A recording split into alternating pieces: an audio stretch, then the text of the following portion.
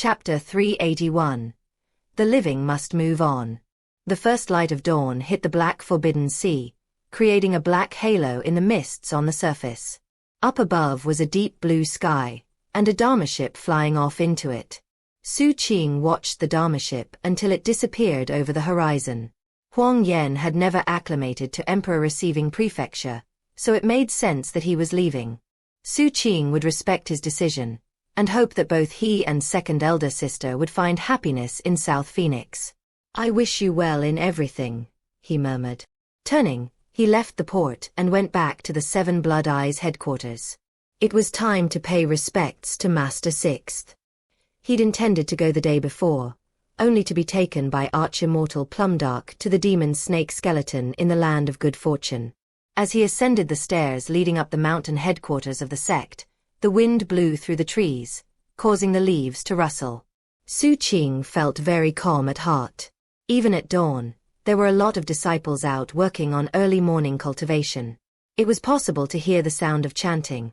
That was something that Seven Blood Eyes had adopted only after joining the coalition.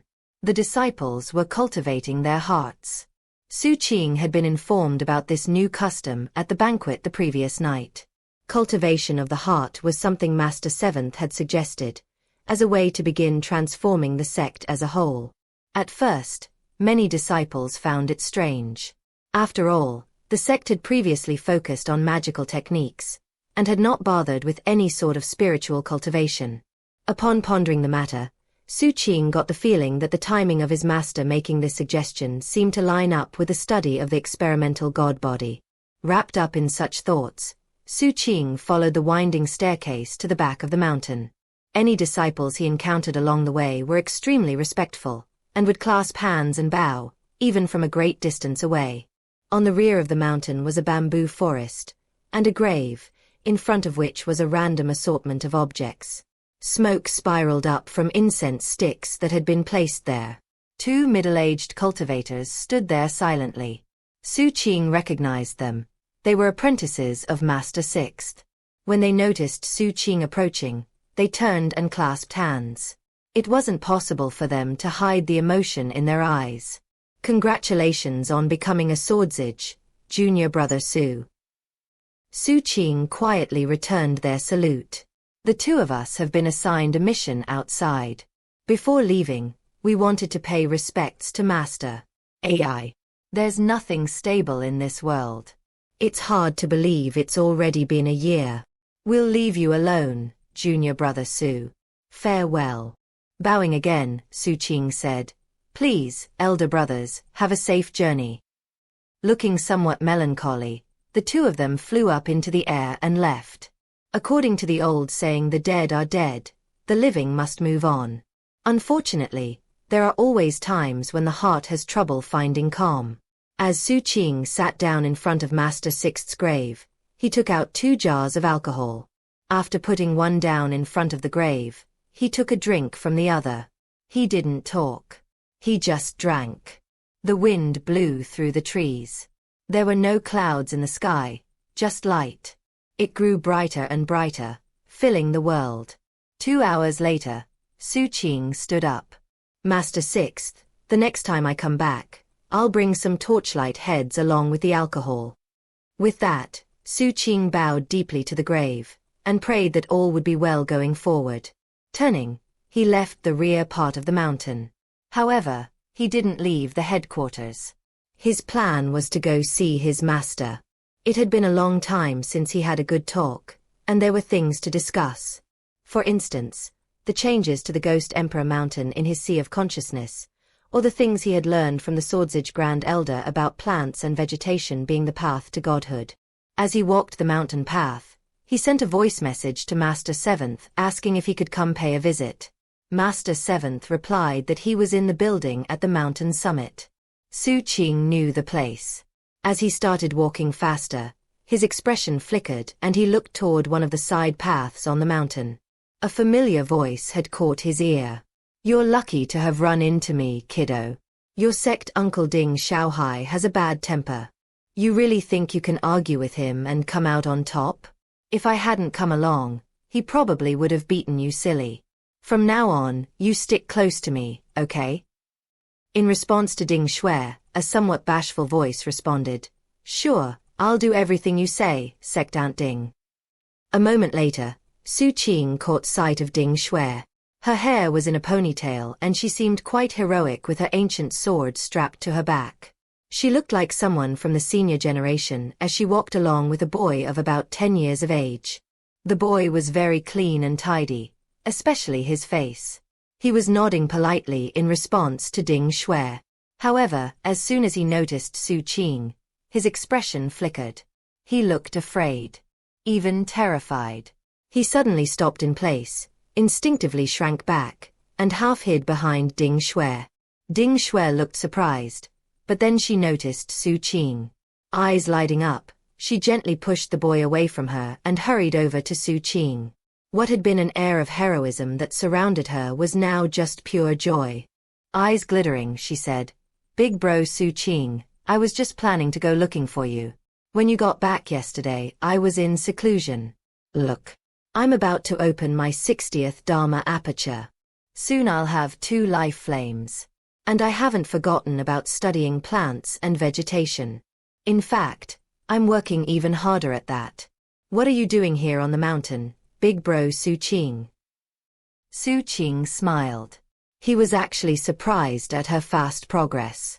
After all, only a year before on the trip to the Ghost Emperor Mountain, Ding Shui had just ignited her first life flame. That said, given how Master Seventh doted on her, it made sense. You've done well, Xu Qing said sincerely. I'm going to pay a visit to my master. Ding Shui's heart raced in response to Xu Qing's praise, and she blushed slightly. Xu Qing looked at the boy behind her, who still looked nervous. He stood in place, neither walking forward nor fleeing. He looked nervous. The truth was that he was really scared of Xu Qing. Though he had come to the sect with the identity medallion Master Seventh had provided, it was actually Xu Qing who had given it to him. And the words Xu Qing had spoken to him revealed that Xu Qing knew the truth about him. He could still feel the pressure of Xu Qing's strength, and could also tell that it was much stronger than the last time they'd met. Most people wouldn't be able to sense that, but this boy was different. He knew full well that the pressure came from the Ghost Emperor Mountain. This was the same boy that Master Seventh had identified when they traveled to the Ghost Emperor Mountain. He was actually a Gru in human form. 1. Seeing Xu Qing looking at the boy, Ding Shui said, Do you remember him, big bro Xu Qing? He's that boy from the village. Turning to glare at the boy, Ding Shui said, Wong Ling, hurry up and offer greetings to your sect Uncle Xu. Boo. The boy stifled his terror, took a few steps forward, and bowed to Xu Qing with clasped hands. Voice trembling a bit, he said, Hello, sect Uncle Xu. After that, Ding Shui explained the circumstances. Wong Ling had arrived in the sect a few months ago, but had spent all that time in the off-peak environment. He had come to the mountain peak to purchase a Dharma boat. Then he had somehow attracted the ire of Ding Xiaohai. Ding Shui had happened across them at that moment and had stepped in. Keeping the smile on her face, Ding Shui secretly projected a message to Xu Qing. I noticed a while back that Ding Xiaohai was watching him. There was a weird look in his eye, like he wanted to devour the boy. I'm not really sure what's going on, but I had to help. Although Ding Shui always acted cute and virtuous in front of Xu Qing, the truth was that she was very spirited and had a strong heart. What was more, she was an adept schemer and had sharp eyes. You go on ahead and pay respects to your master, big bro Xu Qing. I'll come visit you later. For now I need to take little Wong Ling down the mountain. Xu Qing nodded and continued on his way. Meanwhile, Wong Ling looked over at Xu Qing, and his eyes glittered with admiration. Thinking back to what Xu Qing had said to him that day, he suddenly said, Big bro. Sect Uncle Xu. About what you told me that day. Xu Qing turned, looked at him, and nodded. Work hard, and it'll happen. Wong Ling took a deep breath, then nodded back. Smiling, Ding Shui led him away. He wanted to become human. A real human. That was the main reason he'd come to Seven Blood Eyes. After enough time had passed for an incense stick to burn, Xu Qing reached the building at the summit of the headquarters. There he saw his master, looking very somber as he played a game of Go with his servant. In contrast to Master Seventh's grave demeanor, the middle-aged servant seemed very relaxed. Upon seeing Xu Qing, the servant was about to get to his feet and clasp hands in greeting. Before he could, Xu Qing hurried forward, ducked his head, and bowed with clasped hands. The servant smiled, stood, and returned the greeting. 3. Meanwhile, Master Seventh flicked his sleeve, scattering the pieces on the Go board. You're a horrible Go player. I gave up a lot of pieces, yet you still lost. Fourth Sib, you come play with me. Smiling wryly, the servant stepped off to the side. Xu Qing's expression was the same as ever as he sat down on the other side of the board, cleaned up the scattered pieces, and then made his first move. That said, Xu Qing wasn't actually very good at playing Go, so as they went back and forth placing pieces, Master Seventh eventually started smiling. Fourth Sib, your heart isn't calm. You see, Go is affected by your thoughts. From the way you're playing, I can tell you have something you want to talk about. I can't hide anything from you, Master, Xu Qing said, looking Master Seventh straight in the eyes. Naturally, he didn't mention the voice message he'd just sent in which he directly stated that he needed some advice. Upon hearing the conversation, the servant backed up a few steps and then waved his hand to seal the area. Then he sat down cross-legged and closed his eyes to meditate.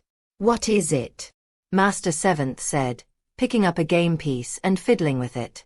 Taking a deep breath, Xu Qing somberly said, Master, the Ghost Emperor Mountain inside of me has changed. What kind of change? Master Seventh replied casually, extending his hand to place the piece on the board. It looks like me now. The Go piece Master Seventh had been about to place slipped out of his fingers and clattered across the board. He looked up blankly at Xu Qing. What did you just say? 1. Xu Qing gave the boy the identity medallion in chapter 307. The boy was introduced a few chapters before that, but the truth about him wasn't revealed until 307. 2. Wong Ling Wong is listed first on the 100 most common Chinese surnames. It's the same surname as Wong Lin from Renegade Immortal. It also means king. Ling means a variety of things including thick ice, intimidate, insult, confront, brave. Madam Deathblade says this name sounds intimidating and cool. In English this name is very close to Wong Lin, but in Chinese the two characters Lin and Ling are completely different and don't contain any similar elements, though they are pronounced similarly. There were some comments from Chinese readers noting the vague similarity, but no one seemed to think there was any actual connection between the two characters. One comment was, did Wong Lin have a missing son somewhere? And another was, Gen, did you run out of ideas for names? 3. It's probably fairly obvious, but I should point out that Xu Qing rushing to bow first is a clear display of respect. Given Xu Qing's status as a Swordsage and Dao child, it wouldn't be inappropriate to expect the servant to bow first, despite the servant being older. Instead, Xu Qing humbly takes the initiative, giving a lot of face to the servant. Chapter 382. Linger Out at Sea. Xu Qing quietly picked up the Go piece his master had dropped and put back into the correct place on the board. He looked up. The Ghost Emperor Mountain looks like me now. Master Seventh closed his eyes and muttered to himself for a short time. Truth be told, he was completely astonished. He knew his apprentice had shocking powers of understanding. That much had been evident to him when they were at the Ghost Emperor Mountain. He had also heard about everything that happened with Xu Qing in Netherflight City, for instance, him gaining enlightenment of nearly 300 battle spirit symbols. Despite that, he was still completely shaken by what Xu Qing just said. He had originally wanted Xu Qing to just have a god in his sea of consciousness to control the random bits of will that would result from using the Grugloom Dao seizing art to seize gold cores. But this result was akin to him expecting Xu Qing to build a log cabin, only to have him end up building an entire city. And then he comes and asks me what's going on? Master Seventh suddenly felt very tired. After a long moment in quiet contemplation, he cleared his throat. It comes down to your heart and mind, he said casually.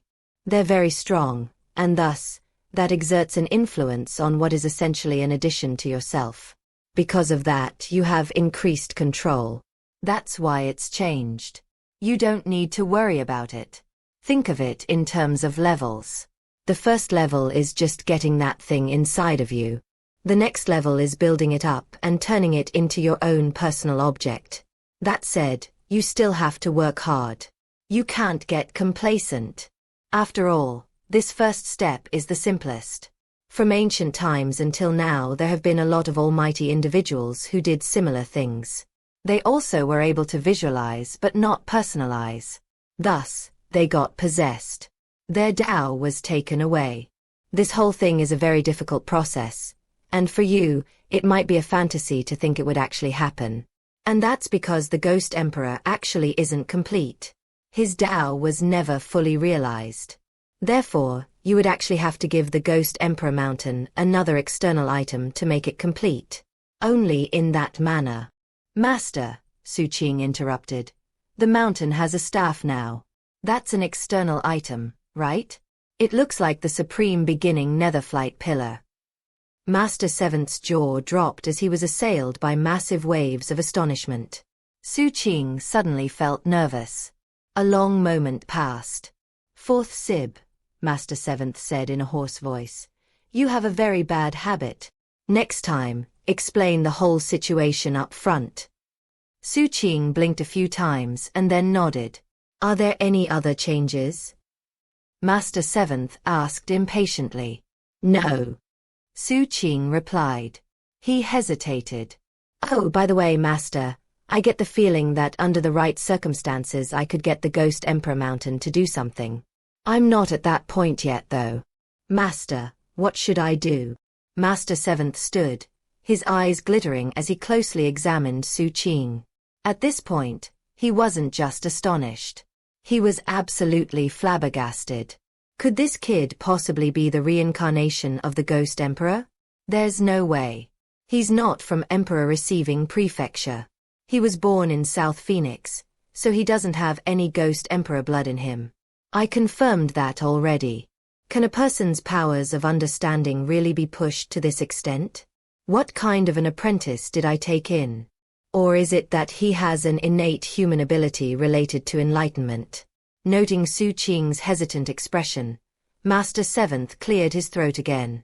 Trying to look extremely casual and relaxed, he walked to the window and looked out at the clouds. Fourth Sib, look at the clouds in the dome of heaven. Xu Qing looked over at them. You can see the shape of each cloud, right? Except the reality is that clouds don't really look like that. They're made of water vapor. In other words, they're countless droplets of water stuck together. Their external appearance is more related to dust in the air, which causes the droplets to stick together. The same principle applies to the Ghost Emperor Mountain in your sea of consciousness. Don't try to complete it in one big rush. And don't pay too much attention to the shape and appearance of the mountain. That's the wrong way to go about things. You actually need to open up the Ghost Emperor Mountain. Release the energy within it. Just like you would with a cloud. Release the water droplets. Then you can observe them and figure out a way to bring them to life. Later, you can use mutagen to complete the job. Find a place where both spirit energy and mutagen are strong, and then form the image of the Ghost Emperor.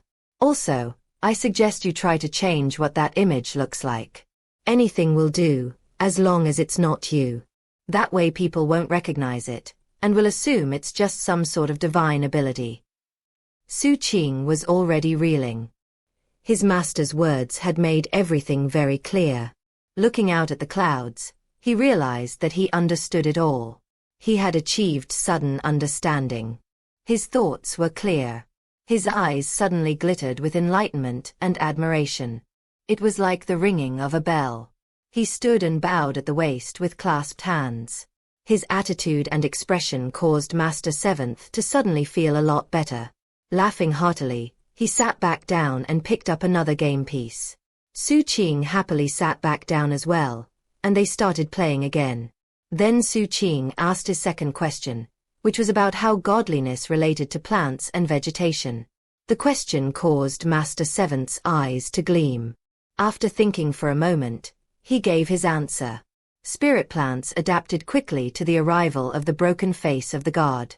They adjust much faster than flesh and blood creatures. As for that experimental god body, my research corresponds perfectly to your supposition. Godly plants are definitely something worth studying further. Studying gods, or rather godly plants, is definitely a key. Both master and apprentice benefited greatly by the conversation. Xu Qing felt very happy, and Master Seventh was also in a great mood. Eventually, they started talking about the Swordsage recruitment event. Master Seventh was obviously very curious about the answer Xu Qing gave to get a 30,000-meter tall pillar of light. A son of a bitch.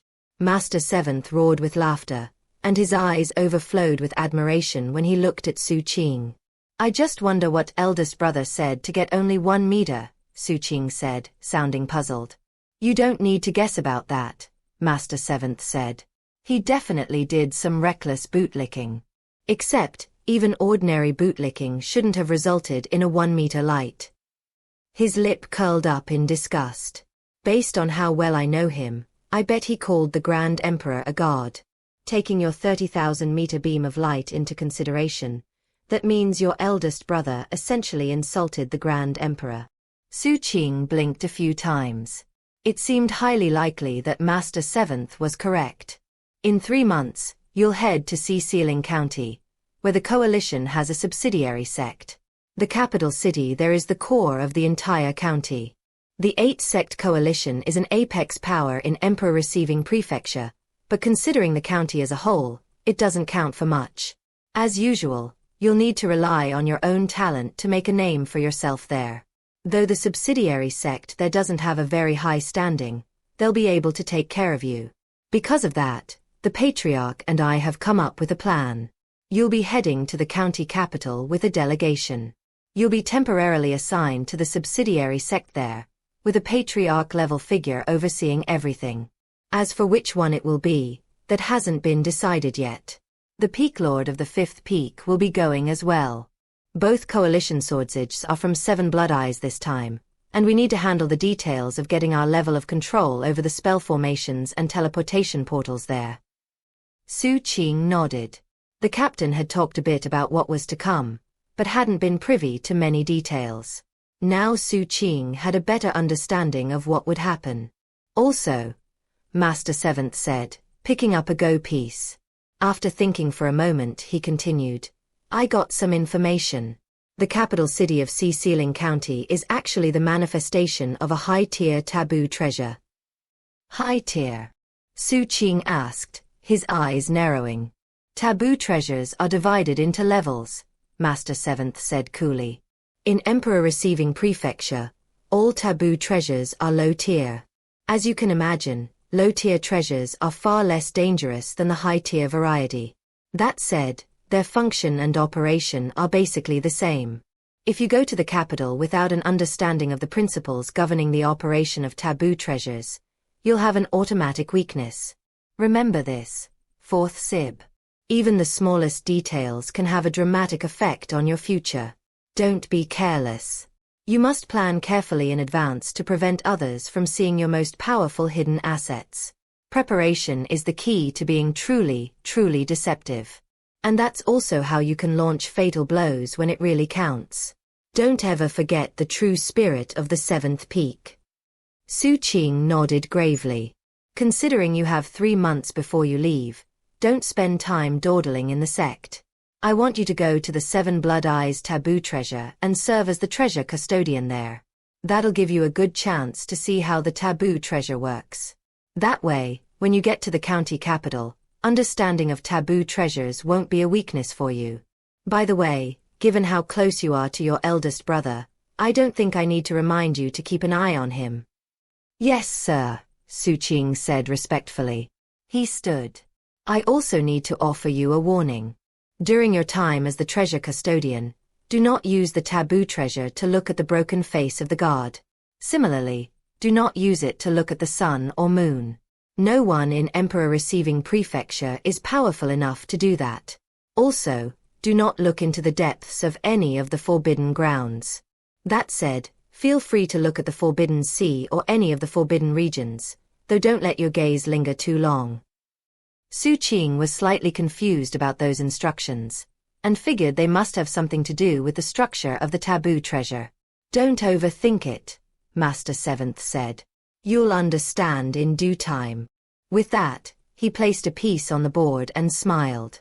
You've improved at Go, fourth Sib. But you're still not as good as your master.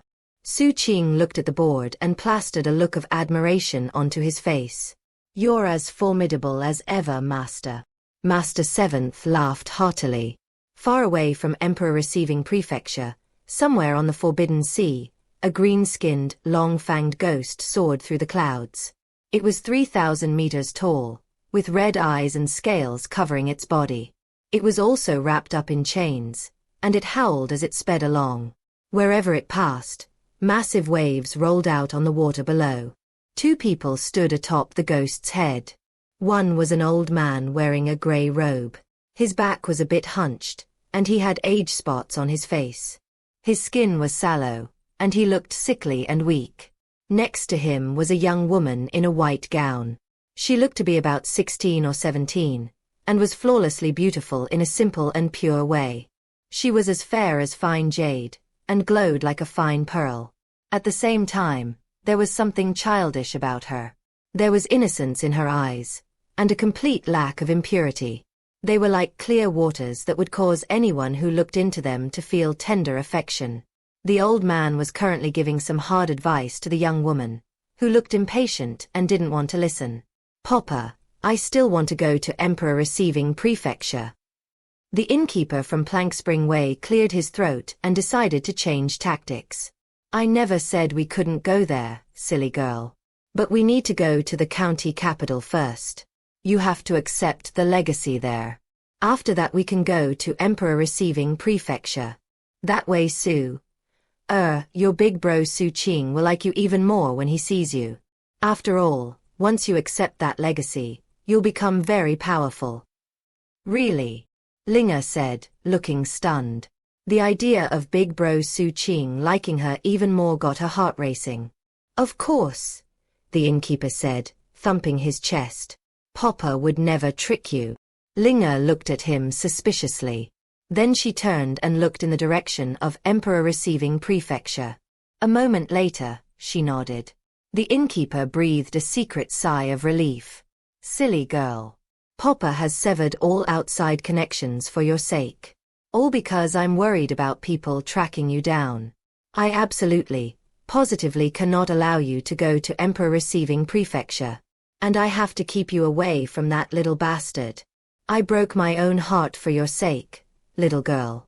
Later on, you'll understand that I'm doing this for your own good. As for that little bastard, I'll make sure to never go to the same place as him. There's no way that punk will ever make it to the county capital. Humph. Since I can't afford to provoke him, I'll just hide from him. Chapter 383. Treasure Custodian. It was evening by the time Xu Qing left the summit. He had stayed the whole day, playing a few games of Go with his master. Every time he lost, Master Seventh laughed heartily. Xu Qing would always spend time thoughtfully looking at the board. Occasionally he would instinctively reach out and grab one of the nearby pastries to eat. As he chewed, he would stare intently at the board. The pastries were delicious. Xu Qing had never had anything like them. What was especially noteworthy was that, after eating them, they would stir his Dharma force. There were clearly some extraordinary medicinal ingredients in them. Master Seventh really seemed to enjoy Xu Qing's thoughtful expression. For the entire day, no one disturbed them.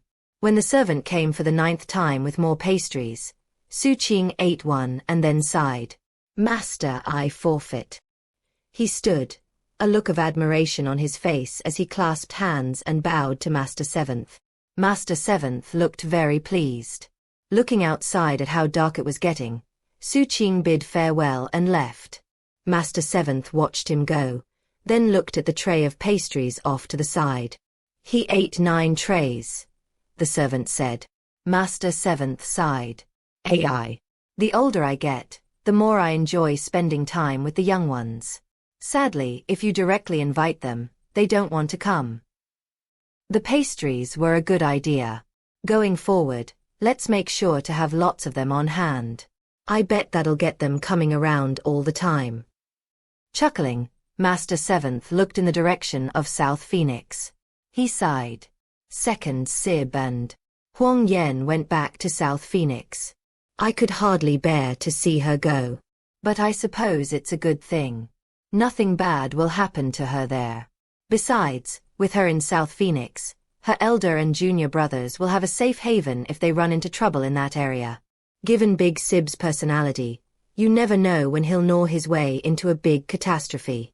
And you always have to worry about the consequences of Third Sib's love affairs. The servant had an odd expression on his face as he quietly said, Third Highness has been missing for a while now. Quite a few people have asked about him. The Zhao clan from the Supreme Arbiter Immortal Society. The Spirit Year sect. The Many Eyes people. The Scaled Ones. Master Seventh flicked his sleeve in irritation. He fooled around too much, and everyone was trying to force him into a marriage. Who knows where he ran off to? Fourth Sib is the one who puts my heart at ease. He's the kind of person that, if he provokes someone, he always kills them. He never leaves behind potential calamities. That said, he's sometimes too quick to resort to lethal force. Now that he's going to Sealing County, I have to wonder whether things will get better or worse in that regard. Master Seventh suddenly looked a bit hesitant. The servant nodded. The county capital seems like a thriving place, but the reality is it's a den of vipers. Everyone there has secret motives of some sort. Furthermore, I heard the governor is hesitant and indecisive. No. He just likes to keep the status quo. He knows that he can't possibly be like the glorious generals of old, when humans were in their heyday. Besides, maintaining the status quo requires a lot of compromising. Master Seventh shook his head. As Xu Qing headed down the mountain, he kept burping and licking his lips. Master's pastries are amazing. With the flavor still in his mouth, he went back to his berth in the port. A few days passed. During that time, he went to see Xianxia to get some work done on his Dharma ship. After all, he was going to do some extensive traveling going forward. Ding Shui came to visit. As for Yen, after returning to the coalition, Guru Eastnether forced her to go into seclusion as punishment, and said she couldn't come out until she achieved a breakthrough. Gu Muqing never showed up. She had been given a permanent assignment in South Phoenix. Xu Qing waited until Xianxia was finished working on the Dharma ship. It was on the 6th day after returning that he made preparations to head to Sea Zombie territory to serve as a treasure custodian for the rest of the 3 months. Something of concern to Xu Qing was the fact that, in recent days, a number of coalition disciples had gone missing while on missions. Specifically, they were disciples who had been out on the Forbidden Sea near Forbidden by the Zombie. Based on the clues available, it seemed that, for unknown reasons, they had actually entered the Forbidden Ground. Because a Forbidden Ground was involved, coalition protocol was followed, and a group of disciples from various factions was sent to investigate. The matter didn't cause huge waves in the coalition. After all, it wasn't unheard of for people to go missing in Forbidden Grounds. It happened on a yearly basis. And it wasn't just something that happened with coalition disciples. Cultivators from all sects and species, especially those who operated on the Forbidden Sea, would experience the same thing. Xu Qing heard about the matter, but it didn't affect his plans to go to the Sea Zombie lands. At the very most, he would be extra cautious. Besides, he wasn't planning to make the trip via Dharma ship. Instead, he would use the coalition's teleportation portals. At the moment, he stood atop just such a portal, glittering light swirling around him. He disappeared, and then reappeared a moment later in Sea Zombie territory. Cultivators who teleported such a great distance without taking special precautionary measures would often feel their soul and fleshly body being tugged away from each other. But Xu Qing's fleshly body was so powerful that all he experienced was a bit of a shiver. Then everything was back to normal. When he appeared on the Seven Blood Eyes portal, there were over 1,000 disciples waiting to meet him. They were all disciples who had been assigned to duty here. Clasping hands, they bowed in greeting. "Well met, Dao child." Xu Qing returned the salute, then bowed to Master Third. Then he went to the taboo treasure and sat down cross-legged atop the huge bronze mirror. The mirror was high in the sky, so seated atop it, he felt like he was atop a massive, wind-swept plate.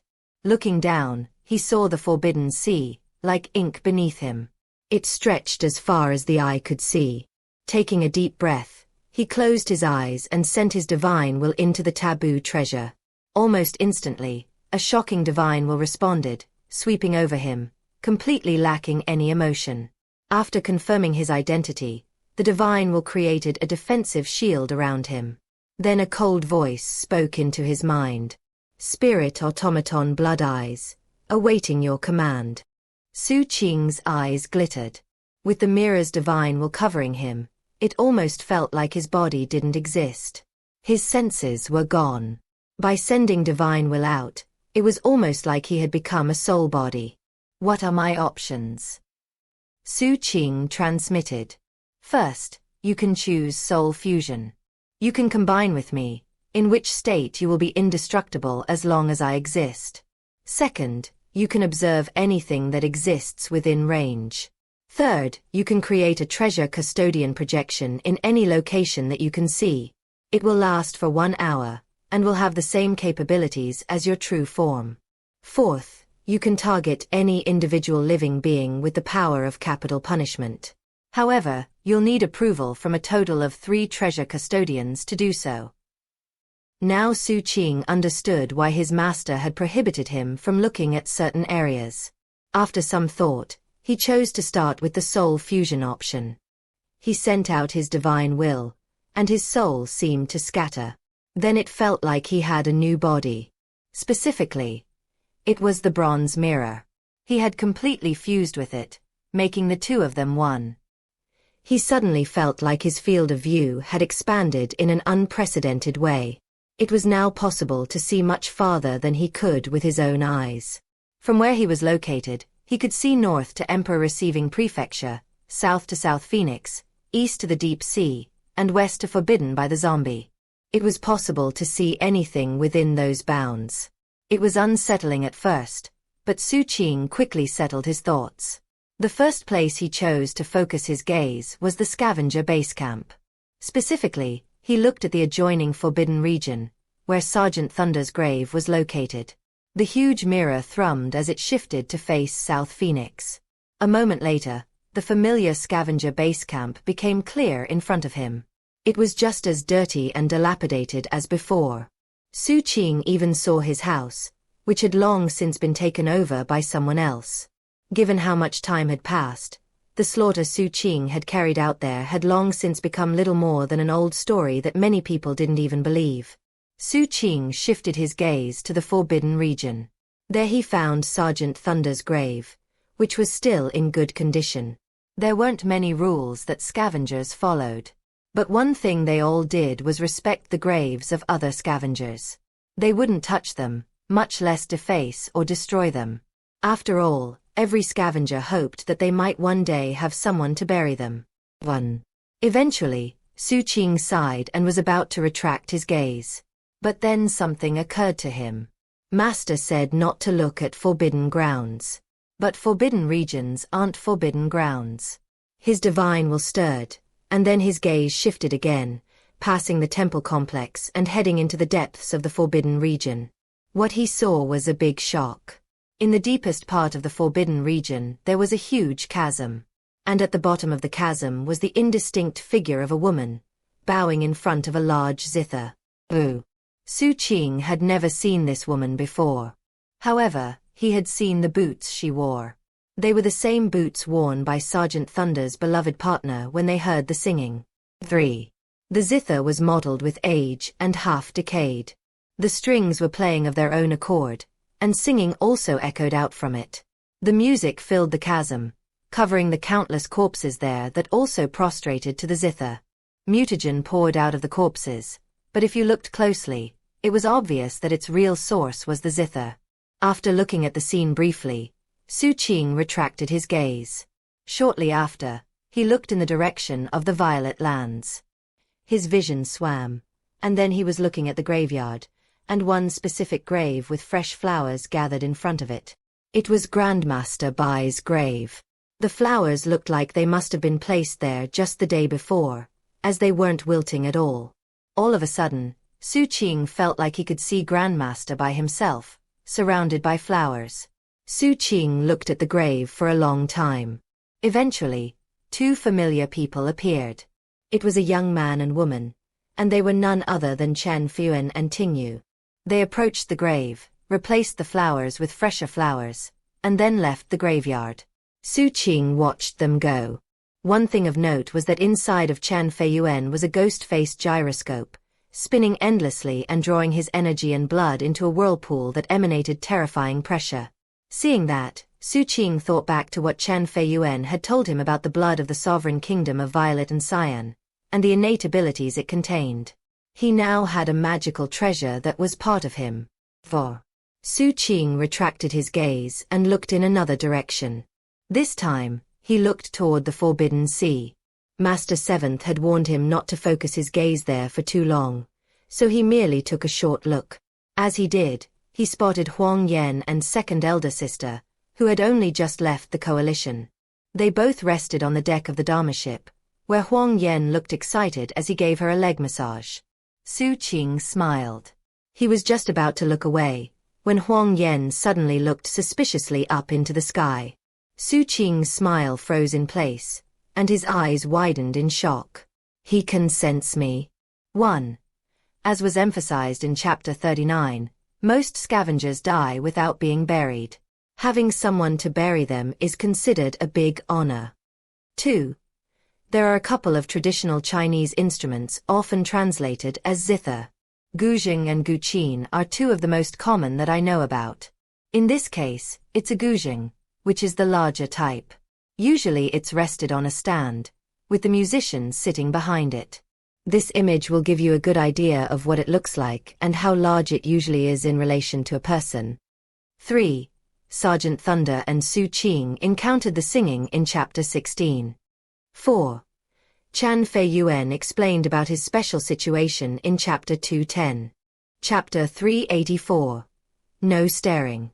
Something unusual was happening as far as Xu Qing could tell. Everywhere else he had focused his gaze, even the depths of the forbidden region, he had been completely undetectable. Not even the entity in the forbidden region noticed him.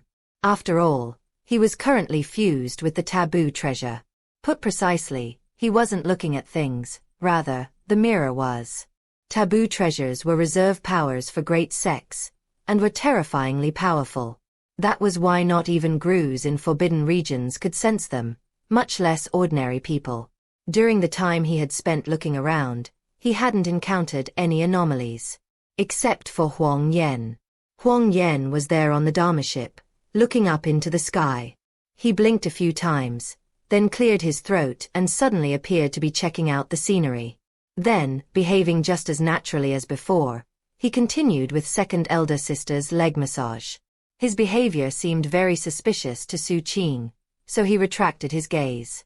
Huang Yan obviously had some big secrets, and Xu Qing wasn't interested in prying into them. Everyone in the world had their secrets, whether it was Huang Yan, the captain, or Master Seventh. As long as such secrets weren't dangerous, there was no reason to try to unearth them. Calming himself, Xu Qing shifted his gaze again. This time, he looked in the direction of Forbidden by the Zombie.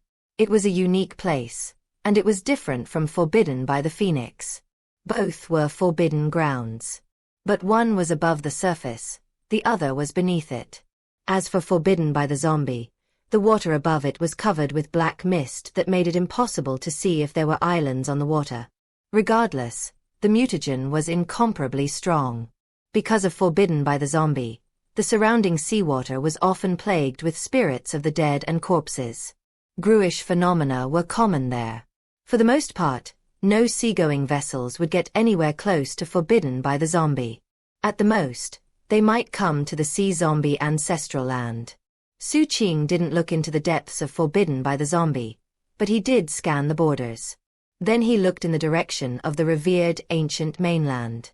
Following the same rules as before, he didn't focus his gaze on any of the major powers.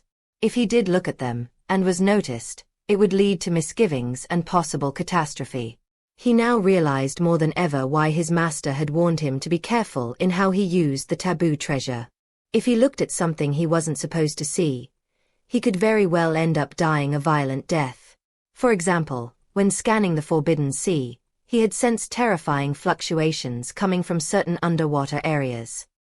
He had kept a tight rein on his curiosity, and refrained from looking up at the sun or the broken face of the god. Retracting his gaze from the mainland, he thought about the situation. I wonder what would happen if someone used the taboo treasure to look at me. Once the thought occurred to him, he decided to do a test. Shifting his gaze, he saw the sea zombie ancestral lands, and the huge mirror floating there. He also saw himself sitting there cross-legged. Whenever the mirror shifted positions, he would remain exactly in the same spot on its surface. It was a strange feeling to be looking at himself in this way. It wasn't like looking in an ordinary mirror. It was more like his soul had flown out of his body and was looking back at itself from above. With that, he focused closely on his body. At first glance, he saw his own bewitchingly attractive face. Ignoring that, he looked more closely until his fleshly body turned transparent. He could see his meridians, as well as shimmering dharma apertures. Even his sea of consciousness. He saw his 3 heavenly palaces in the sea of consciousness, even the 2 hidden in the life mist. The Ghost Emperor Mountain was also there. The violet moon wasn't visible, but the spot where it rested was obviously occupied. The sea of consciousness beneath it had the very faint outline of a moon. Anyone who looked closely at that spot would probably be able to guess there was something there. Within his 3rd heavenly palace was his taboo poison core, which was currently blurred. It wasn't possible to see it clearly, but it was possible to see that something was there. Only his shadow and the violet crystal remained completely undetectable, as if they didn't exist at all. Xu Qing thought about it for a moment, then continued his observation. Also present was the golden crow, swirling around him invisibly.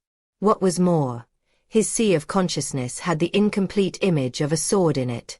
That was obviously the portion of the Emperor's sword that he had gained enlightenment of.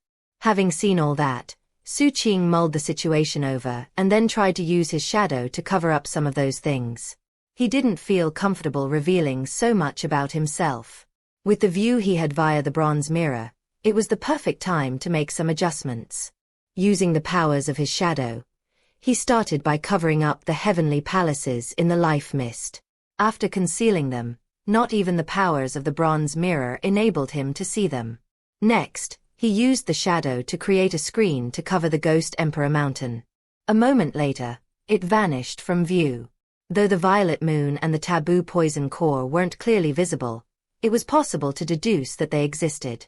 After more consideration, he used the shadow to completely cover them. Having accomplished these things, he checked himself again and confirmed that all of those things were no longer visible. A moment later, the Xu Qing who sat atop the mirror opened his eyes.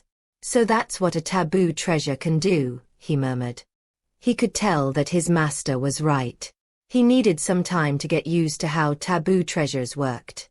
If he didn't, or just came to an understanding based on second-hand information, it would be difficult to truly understand what taboo treasures were capable of. Although I can't be certain of exactly what the taboo treasure in Sea Sealing County can do, and whether or not it can see things as clearly as this mirror, I do know that deceiving its divine will would be very difficult. After pondering the matter further, he closed his eyes and once again tapped into the taboo treasure.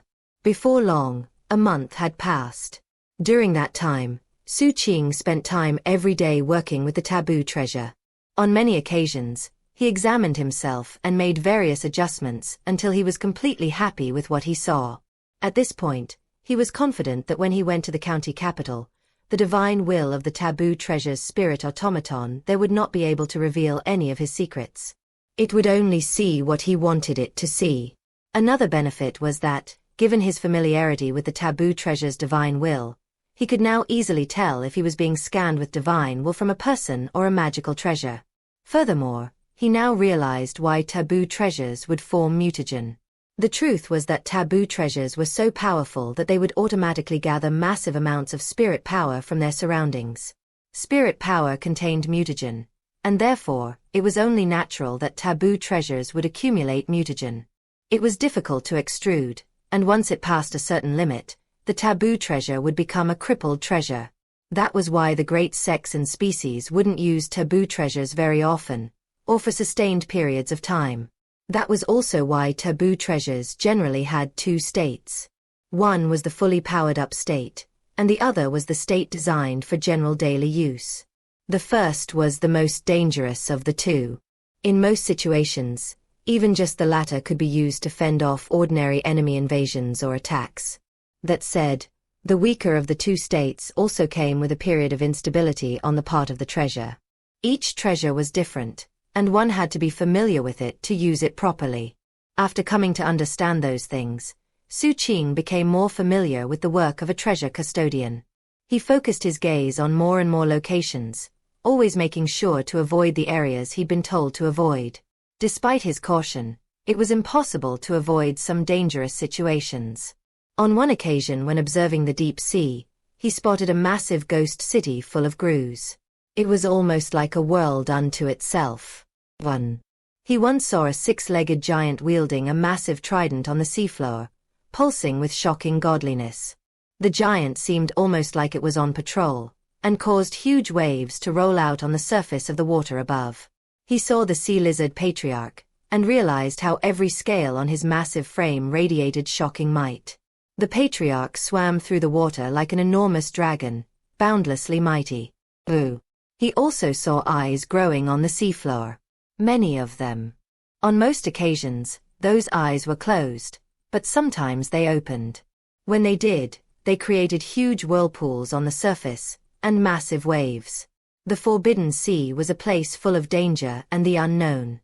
In addition to living entities, Xu Qing also saw incredibly deep chasms. Some existed on the seafloor, others were in the forbidden regions in South Phoenix. Such chasms exuded black mist, and seemed bottomless. What was more, they emanated strange howls like those from the Ghast Hollow Xu Qing had visited. Late one night, Xu Qing saw a group of countless souls drifting up from South Phoenix and into the Dome of Heaven. Leading them was a horned figure holding a whip. The figure used that whip to drive the souls into a huge door up above. After they entered, disgusting chewing sounds rang out. When Xu Qing looked at the door, his mind spun and he felt like he was about to be destroyed in body and soul. His connection with the bronze mirror was instantly severed, and he coughed up a huge mouthful of blood. After that happened, he needed to rest for nearly a week, and afterward, still felt lingering fear whenever he fused with the mirror. Despite being more careful than ever, about half a month later he saw a temple complex on a remote, foggy island.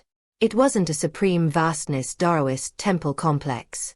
Instead, it was a temple of worship devoted to some god. Just looking at it, Xu Qing's eyes started to sting painfully. He looked away. All of these things gave him a much deeper understanding of the world, and also reinforced the gravity of his master's warnings regarding the usage of the taboo treasure. Becoming the treasure custodian of this taboo treasure could be very dangerous if you weren't extremely careful. In the following days, Xu Qing avoided looking at any dangerous areas. He spent most of his time researching the behavior and functionality of the taboo treasure itself, and kept his observations to the immediate area. About half a month before it was time to leave for Sea Sealing County, he was observing things as normal when he noticed something at the border of Forbidden by the Zombie. Specifically, it was Zhao Zhongheng and Ding Xiaohai. 3. They were very close to Forbidden by the Zombie, atop a Dharma skiff, moving at top speed through the black mists as they tried to make their way to freedom. The mist behind them roiled, and from within a whirlpool on the water stretched countless withered hands.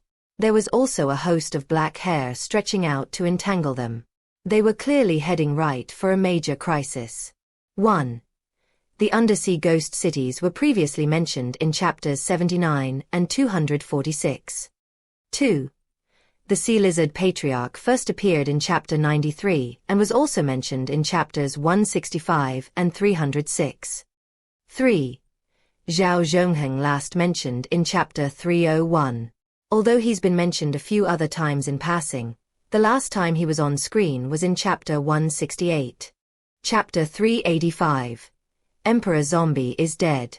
Xu Qing carefully ensured that his vision wasn't focused on forbidden by the zombie itself, but kept observing the situation. At the border of the forbidden ground, he saw a dozen or so disciples from the 8-sect coalition, all fleeing in different directions. They were clearly terrified as the countless corpse-like arms reached out to grab them. It made Xu Qing think about the news he had heard on the eve of coming to the sea zombie ancestral land. Some disciples had gone missing near the borders of forbidden by the zombie, whereupon a team had been dispatched to investigate. The people Xu Qing was looking at now was that very team. The first thing Xu Qing did was use the taboo treasure to notify the sect of what was happening.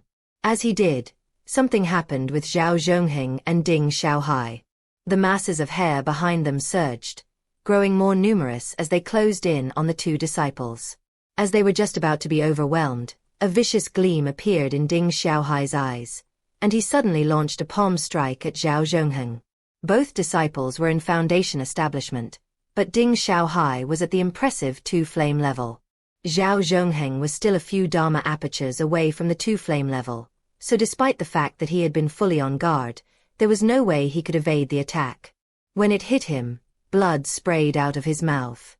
His ostentatious Dharma skiff the Phoenix trembled, and cracks appeared all over its surface as it lurched to a halt. In the blink of an eye, the pursuing hairs wrapped around it. Ding Xiaohai! Shrieked Xiao Zhongheng furiously as he glared at Ding Xiaohai fleeing madly without even looking over his shoulder.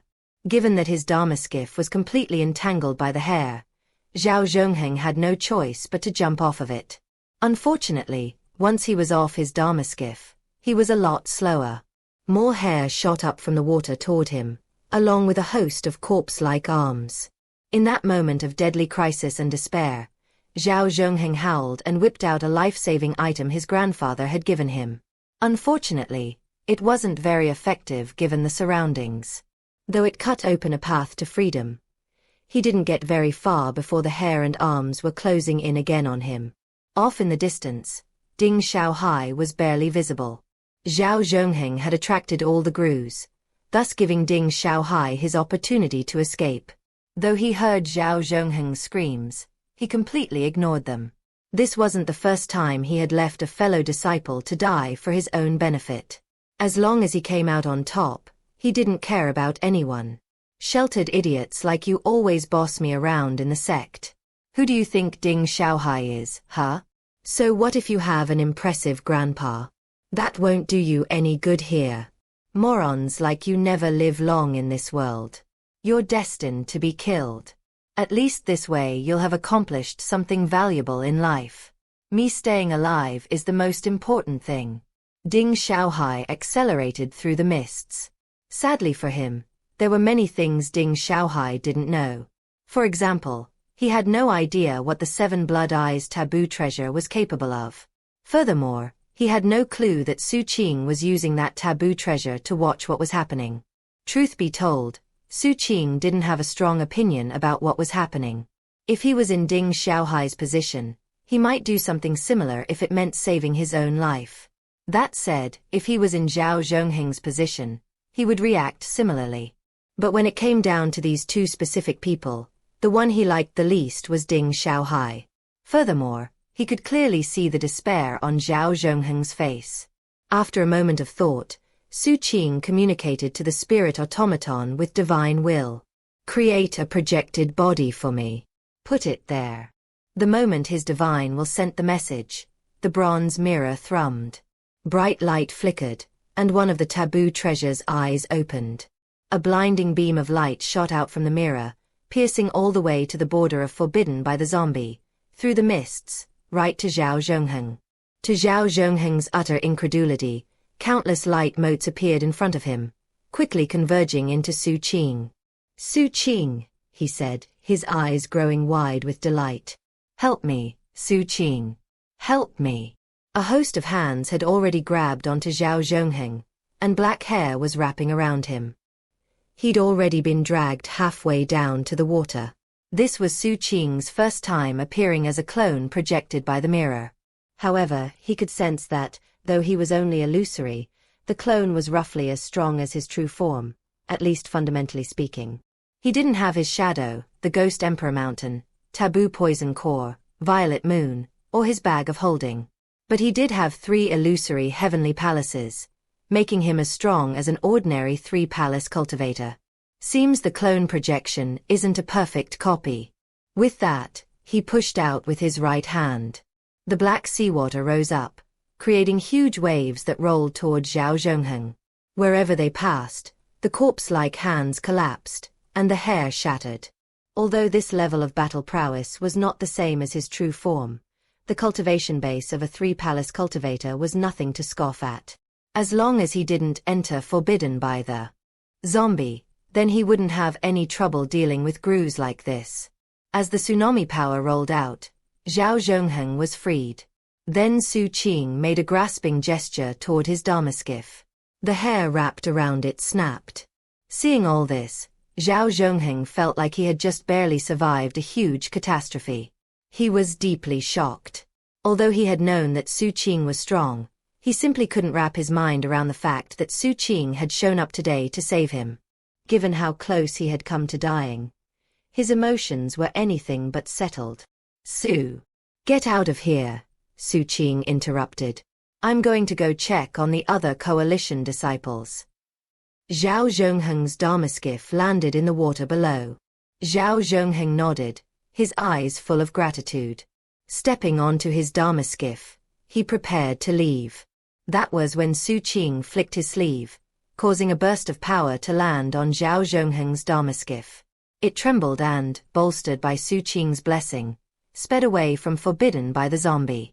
Xu Qing prepared to check on some of the other disciples when his expression flickered, and he turned to look in a different direction. He instantly shot backward. As he did, the spot upon which he looked trembled with wild fluctuations. A terrifying aura swept out, accompanied by a piercing howl that caused the surrounding seawater to seethe. At the same time, piercing streams of light shot through the mists. That light contained a Dao resonance, which made Xu Qing think of the Dao lineaments he'd seen in the eyes of void-returning cultivators. "Void returning," he murmured. That said, he remained calm. After all, he was here as a projected clone. Even as he watched, a miserable laughter echoed out from within the mist. "Dead. All dead. Every single one eaten up. Ha ha ha. All eaten. All chewed to bits." The voice contained mania and madness, as if the speaker had seen something so horrific it destabilized his mind. A figure appeared in the mist, rushing, fleeing, and at the same time howling with laughter.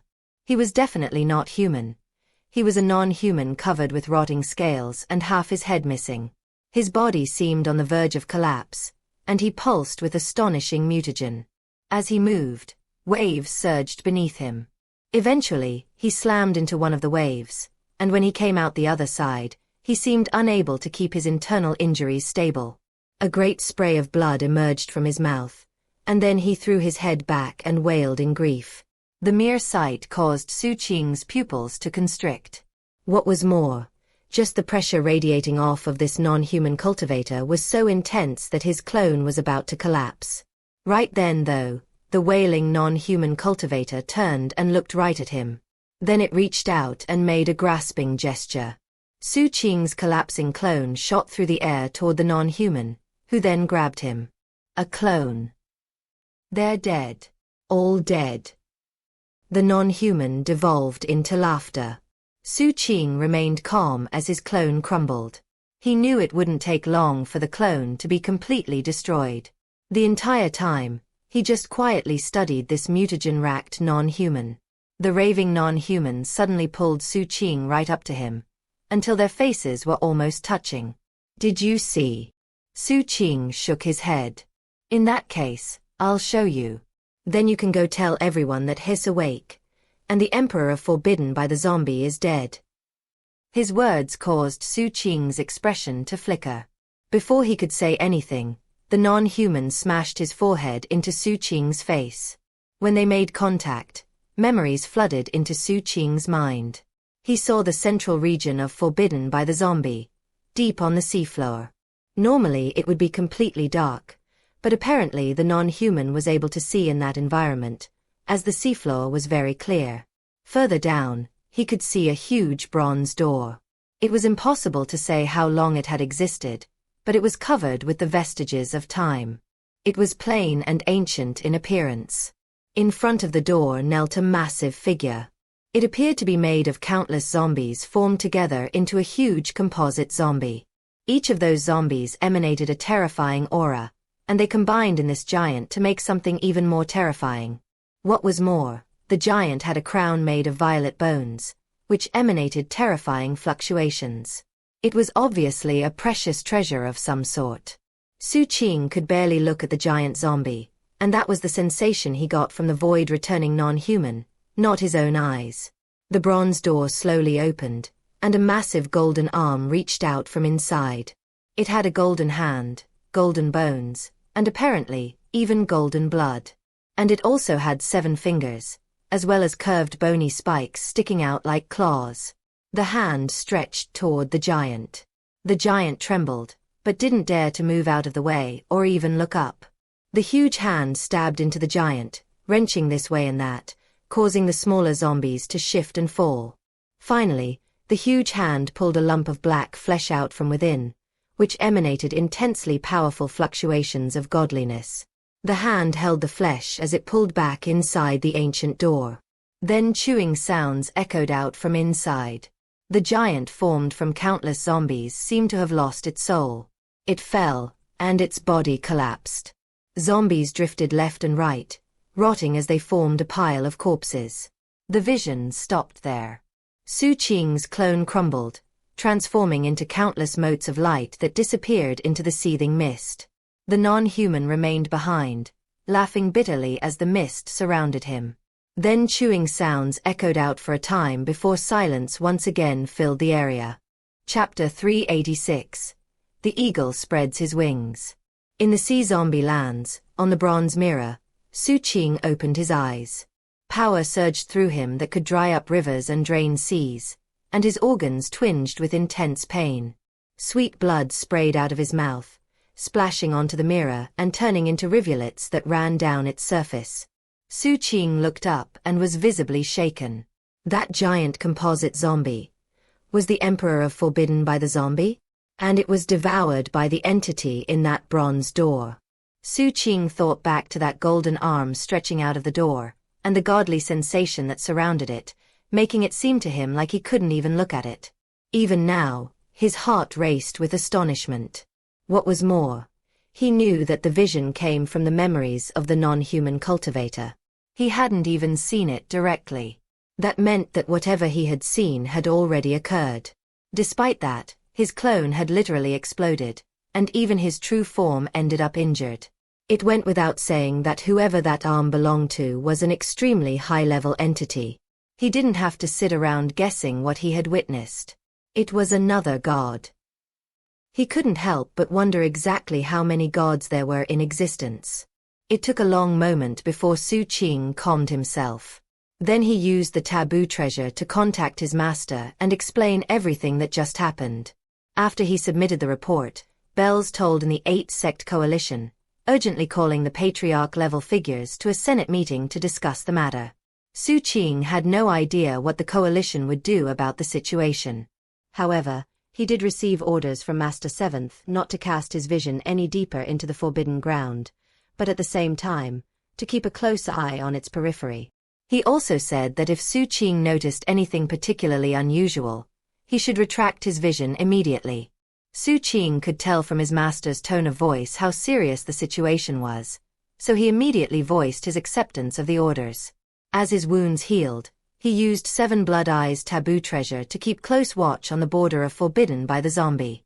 The coalition's response came quickly. 2 days later, all of the sects activated their taboo treasures. What was more, they notified the other powers in the 8-sect coalition that something might be happening with Forbidden by the Zombie. A flurry of activity hit the prefecture. Something like this had once occurred in the Spirit Sound Forbidden Ground, and it had led to a great catastrophe. Though that event happened long in the past, information about it could still be found in various ancient records. That event had been intense, shocking, and ghastly. 1. The 8-sect coalition dispatched a team of top experts to carry out a final investigation of Forbidden by the Zombie, including the patriarchs from the 1st and 3rd sects. The coalition also sent a message to the Swordsage court asking for them to bear witness to the investigation. The situation was too big to involve only the 8-sect coalition. The Supreme Arbiter Immortal Society and the Church of Departure also got involved. The fact that something strange was going on with Forbidden by the Zombie ensured that none of the major prefectural powers could stand idly by. The Swordsage court ended up sending one of their elders to help. Xu Qing was able to watch with the taboo treasure as they entered Forbidden by the Zombie. Shortly thereafter, shockwaves started rolling out from the forbidden ground. The operation didn't last very long. Only half a month. After that, the coalition-led team emerged. All of them had serious expressions on their faces, even the Swordsage elder. Before long, the results of the operation were announced publicly in the prefecture. There had been a great change to the forbidden ground. The zombie door had been opened, and Emperor Zombie had perished. That said, the ramifications wouldn't be too dramatic, as they had quickly sealed the door. All of the smaller sects and organizations in Emperor Receiving Prefecture breathed sighs of relief. But that wasn't the case with the big sections. Instead, they were more on guard than ever, and restricted sect operations for the sake of safety. Although the announcement was in no way fake, there was one bit of evidence unearthed in the operation that wasn't made public. The zombie door hadn't opened by itself. And it hadn't been opened from inside. It had been opened from outside. Because of that, sealing the door could only be considered a nominally effective solution. Ooh. Further calamity was going to strike Forbidden by the Zombie. That said, it wouldn't be any time in the near future. And thanks to the quick action taken by the 8-sect coalition, Emperor Receiving Prefecture was now prepared. As for who exactly opened the door, that was the question that all the big organizations in the prefecture were pondering. Obviously, only some extremely powerful entity could do such a thing. Some people suspected Torchlight.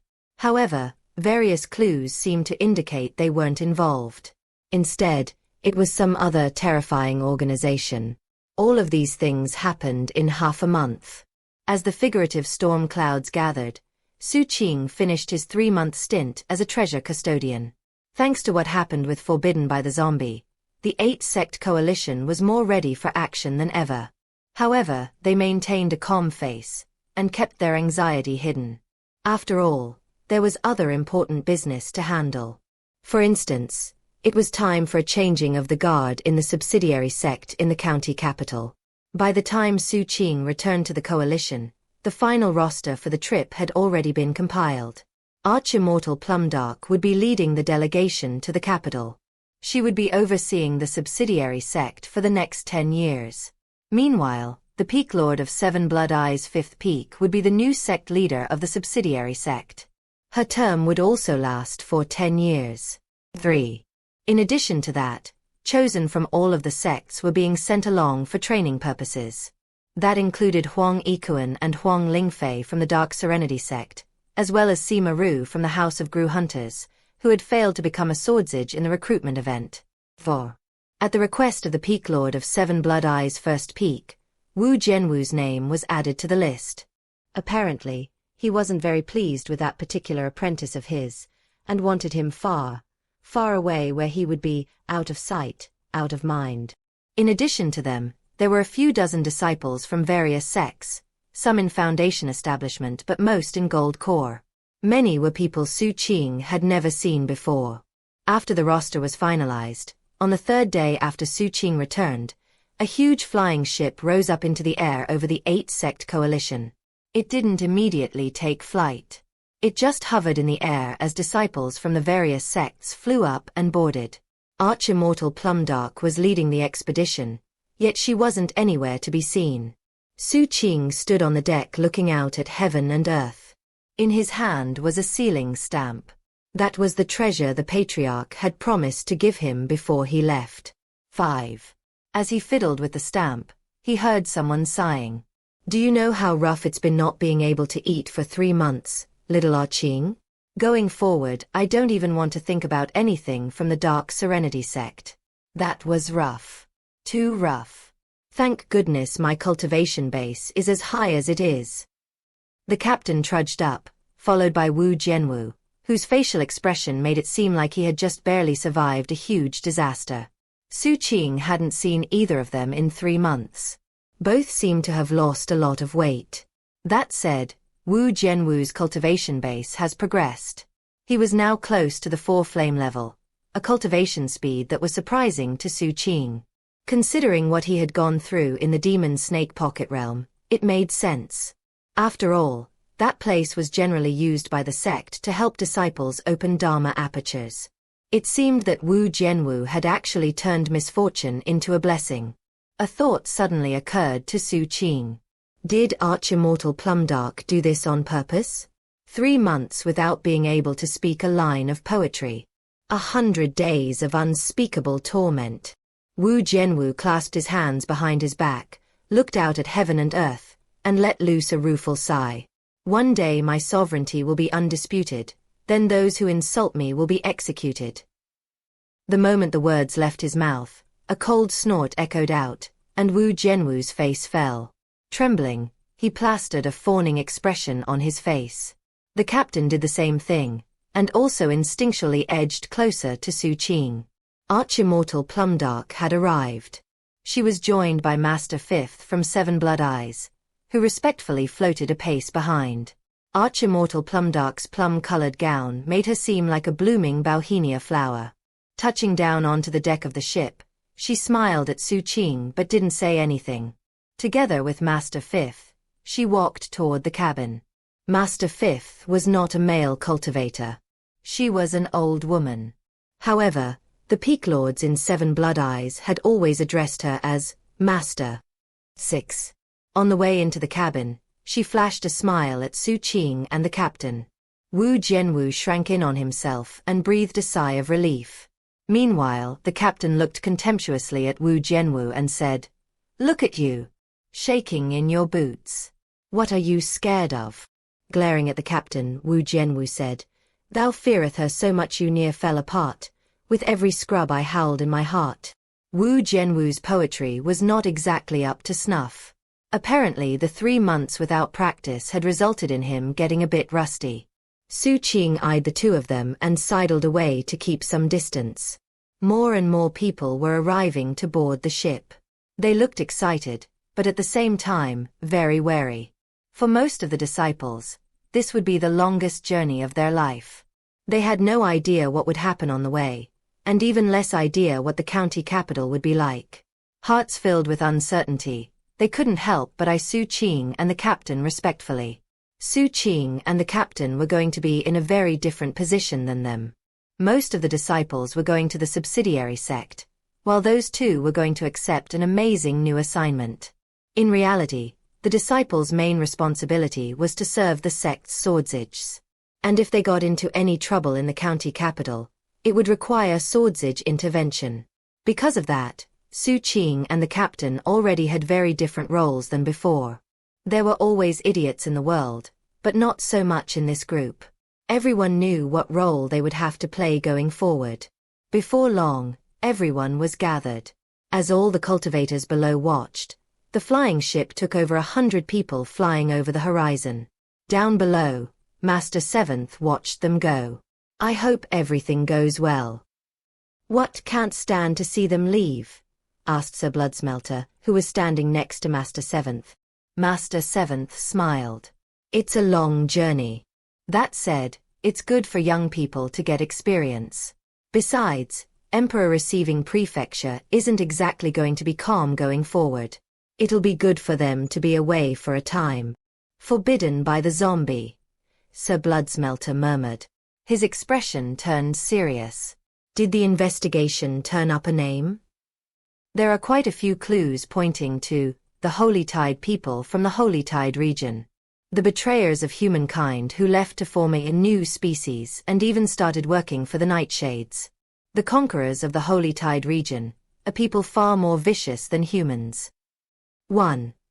Presumably the catastrophe mentioned here is the same one mentioned briefly by the captain in chapter 342. Don't forget that spirit sound is also known as forbidden by the sword. 2. The inside/outside part was slightly confusing to me, so allow me to recap very quickly.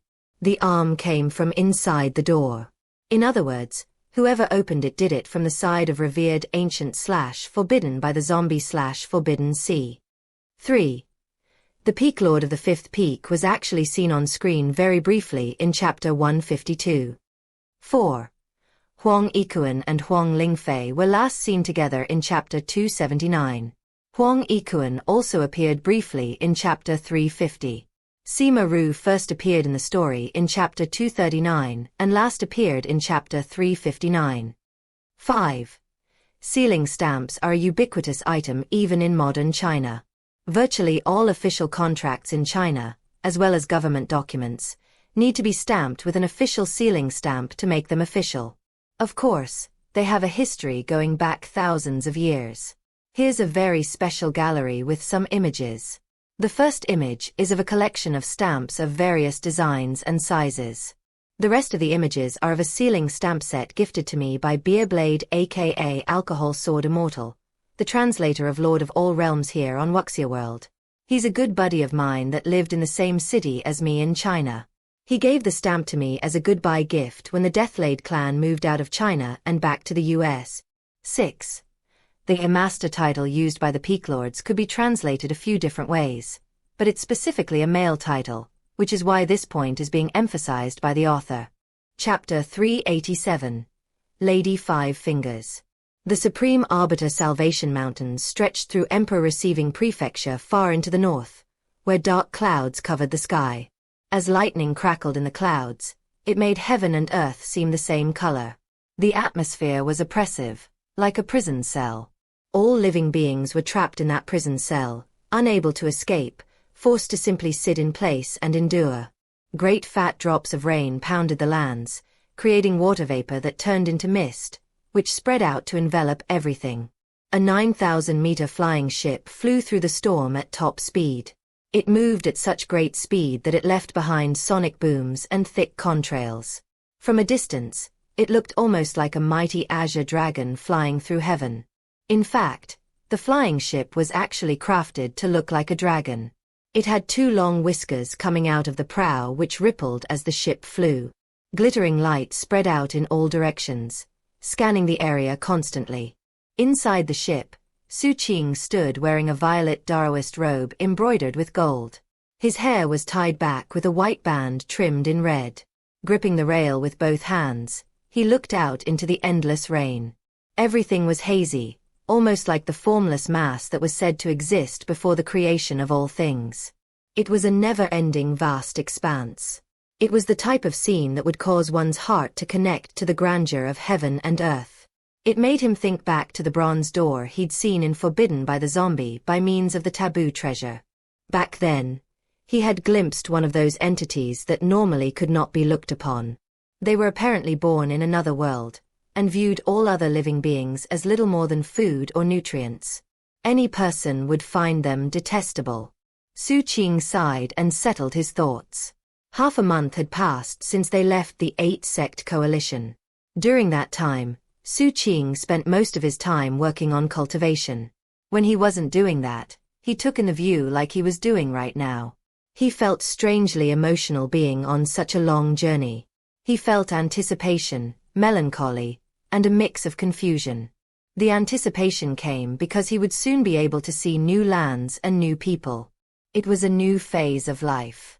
He had started in the continent of South Phoenix and then ended up in Seven Blood Eyes. From there he went to Emperor Receiving Prefecture. And now he was going to a place where most mortals would never be able to go. The county capital. The melancholy came because of Mount Daybreak. He wanted to go there, but at the same time, was nervous about the idea of seeing the graves there. The confusion came because of the mixture of the previous two emotions. Xu Qing stood there in silence. After a while, he looked down at the ceiling stamp, which was only the size of a fingernail. Pitch black, it was finely carved with totemic beast designs. He had spent time over the past half-month studying the stamp. It was actually a weapon designed to unleash slaughter. Once activated, there was no obstacle that could block its power. That said, it wasn't easy to use with only a gold core cultivation base. And it needed time to power up in order to release its full potential. Xu Qing had powered it up as much as he could over the past half-month. After fiddling with it a bit, he put it away. Around then, someone emerged from the cabin and approached him. "Well met, Master Fifth," he said, clasping hands in greeting. The Peak Lord of Seven Blood Eyes' fifth peak wore a green robe, and though she had a face wrinkled with age and grayish-white hair, her eyes sparkled. As she stood near the prow with him, she smiled. She knew that this was a disciple who would bring much glory to Seven Blood Eyes. In fact, when looking at him, she felt like she was looking at the future of the sect. Because of that, she was trying hard to seem gentle and kind. However, the fact was that she had spent many years studying all sorts of vicious and grim spell formations. Because of that, a sinister coldness had seeped deep into her bones, and that meant that her smiles also seemed cold and grim. "Something's bothering you," she said. She could tell that he was wrestling with some issues. Xu Qing nodded. "Life is full of goodbyes and long journeys," she said, and her grimness seemed more intense than ever. "It's also full of emotion. No one can help you control those emotions. You just have to think things through. You're still young though, so just consider this journey a chance to see things you've never seen before.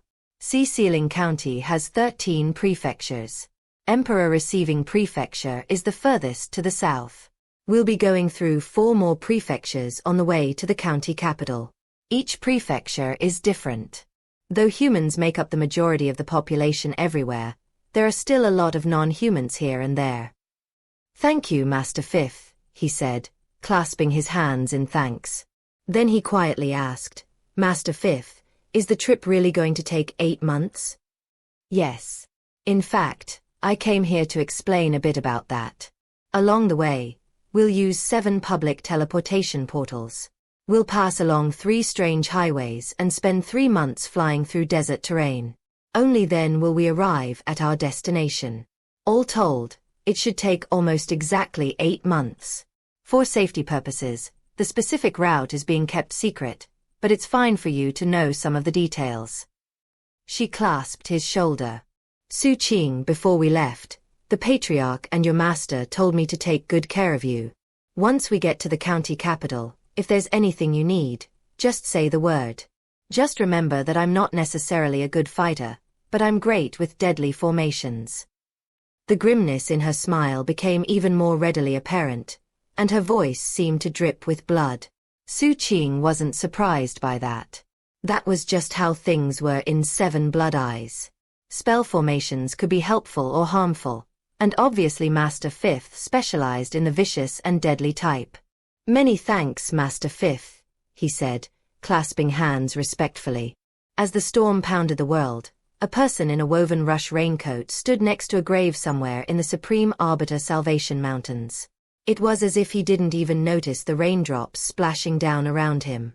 As the rain seemingly connected heaven with earth, he looked up and saw the flying ship streaking through the dome of heaven.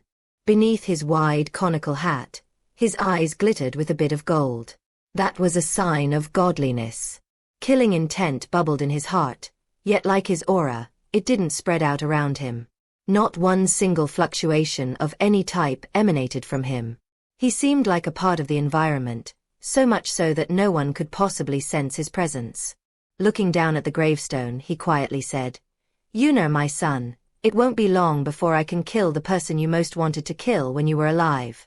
I'll fulfill that wish of yours." 1.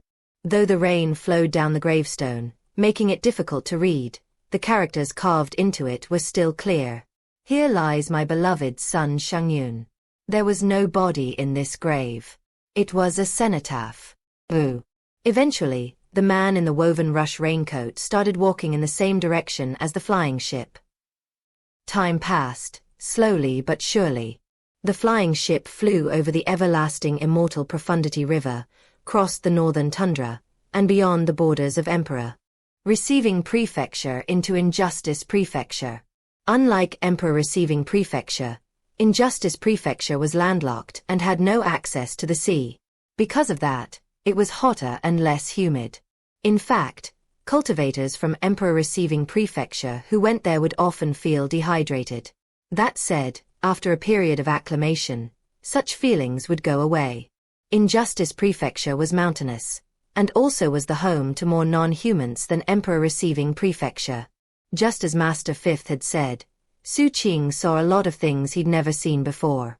There were all sorts of strange non-humans, the sight of whom alone gave Xu Qing a much better understanding of how many species existed in the world. At the moment, the ship was flying over endless, multicolored fields. The fields were very unique, as each one seemed to be a different color. Looking down, it almost resembled a huge puzzle. It was a very strange sight. Then one massive section, which was the color green, suddenly blurred. Xu Qing peered down, his eyes narrowing. Only a moment later, his expression became one of surprise. That blurred section of green rose into a sitting position. It wasn't a field at all. Shockingly, it was an enormous green robe that had been laid onto the ground. Any passerby who didn't know what it was would look down and think it was a field. But the reality was that it was an enormous piece of clothing. The moment it sat up, it seemed to attract the attention of the other colorful fields. One by one, they all sat up. Some flew off the ground and neared the flying ship. Each field was actually some item of clothing. There were shirts, pants, hats, and even gloves. Looking at the scene as a whole, it was possible to see that there were clothing items of all sizes, and in terms of numbers, there had to be no fewer than 1 million of them. Only a small portion flew up into the air, but they gathered around the ship and flew along with it. The items of clothing seemed to be organized by rank. Some were luxurious and stern. Others seemed more like commoners serving as guards. The strangest thing was that none of these pieces of clothing were being worn by anyone. It was just clothing by itself. As they circled the ship, Xu Qing looked around with a serious expression. At the same time, the captain rushed out of the lower deck, an expression of surprise on his face. "Don't tell me there's another nether sprite around here." At this point, others were rushing to the rails to look out at the scene, though all remained vigilant and on guard. Arch-Immortal Plumdark made an uncharacteristic public appearance. Walking out from the lower deck, she looked at the clothing, smiled, then waved cheerily to a princess garment flying directly in front of the ship. The princess garment swished both sleeves as if it was curtsying, then completely ignored the ship's defenses and floated right onto the deck. Approaching Arch-Immortal Plumdark, it reached out and embraced her. Then they began communicating via divine will. Apparently, they were acquainted. Xu Qing found the entire thing very strange, and couldn't help but wonder what the two of them were talking about. At one point, the princess garment turned in his direction as if to look at him. Xu Qing clasped hands respectfully. Soon enough, more items of clothing flew up from the ground. Some were handmaiden garments who bypassed the flying ship's defenses and then began serving spirit fruit to everyone. Given their actions and the atmosphere they brought with them, they didn't seem to have any ill intentions. A host of fine-looking women's gloves swirled around Xu Qing, but when he didn't pay them much attention, they flew over to the captain. The captain looked at them curiously and even extended his hand to poke at one experimentally. Before long, Arch-Immortal Plumdark and the princess garment finished their conversation. The princess garment flicked its sleeves, and all the garments flew off the ship and took positions outside. They seemed like they were offering an escort. Eventually, when the ship was about to leave the fields behind, the various garments made gestures of farewell.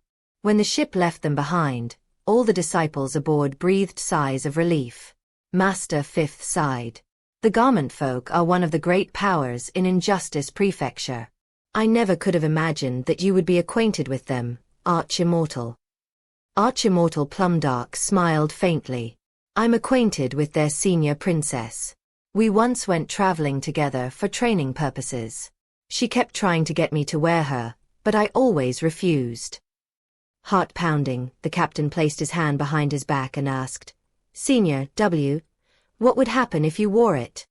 Xu Qing blinked a few times. Moments ago he had noticed a very fine black glove on the captain's hand.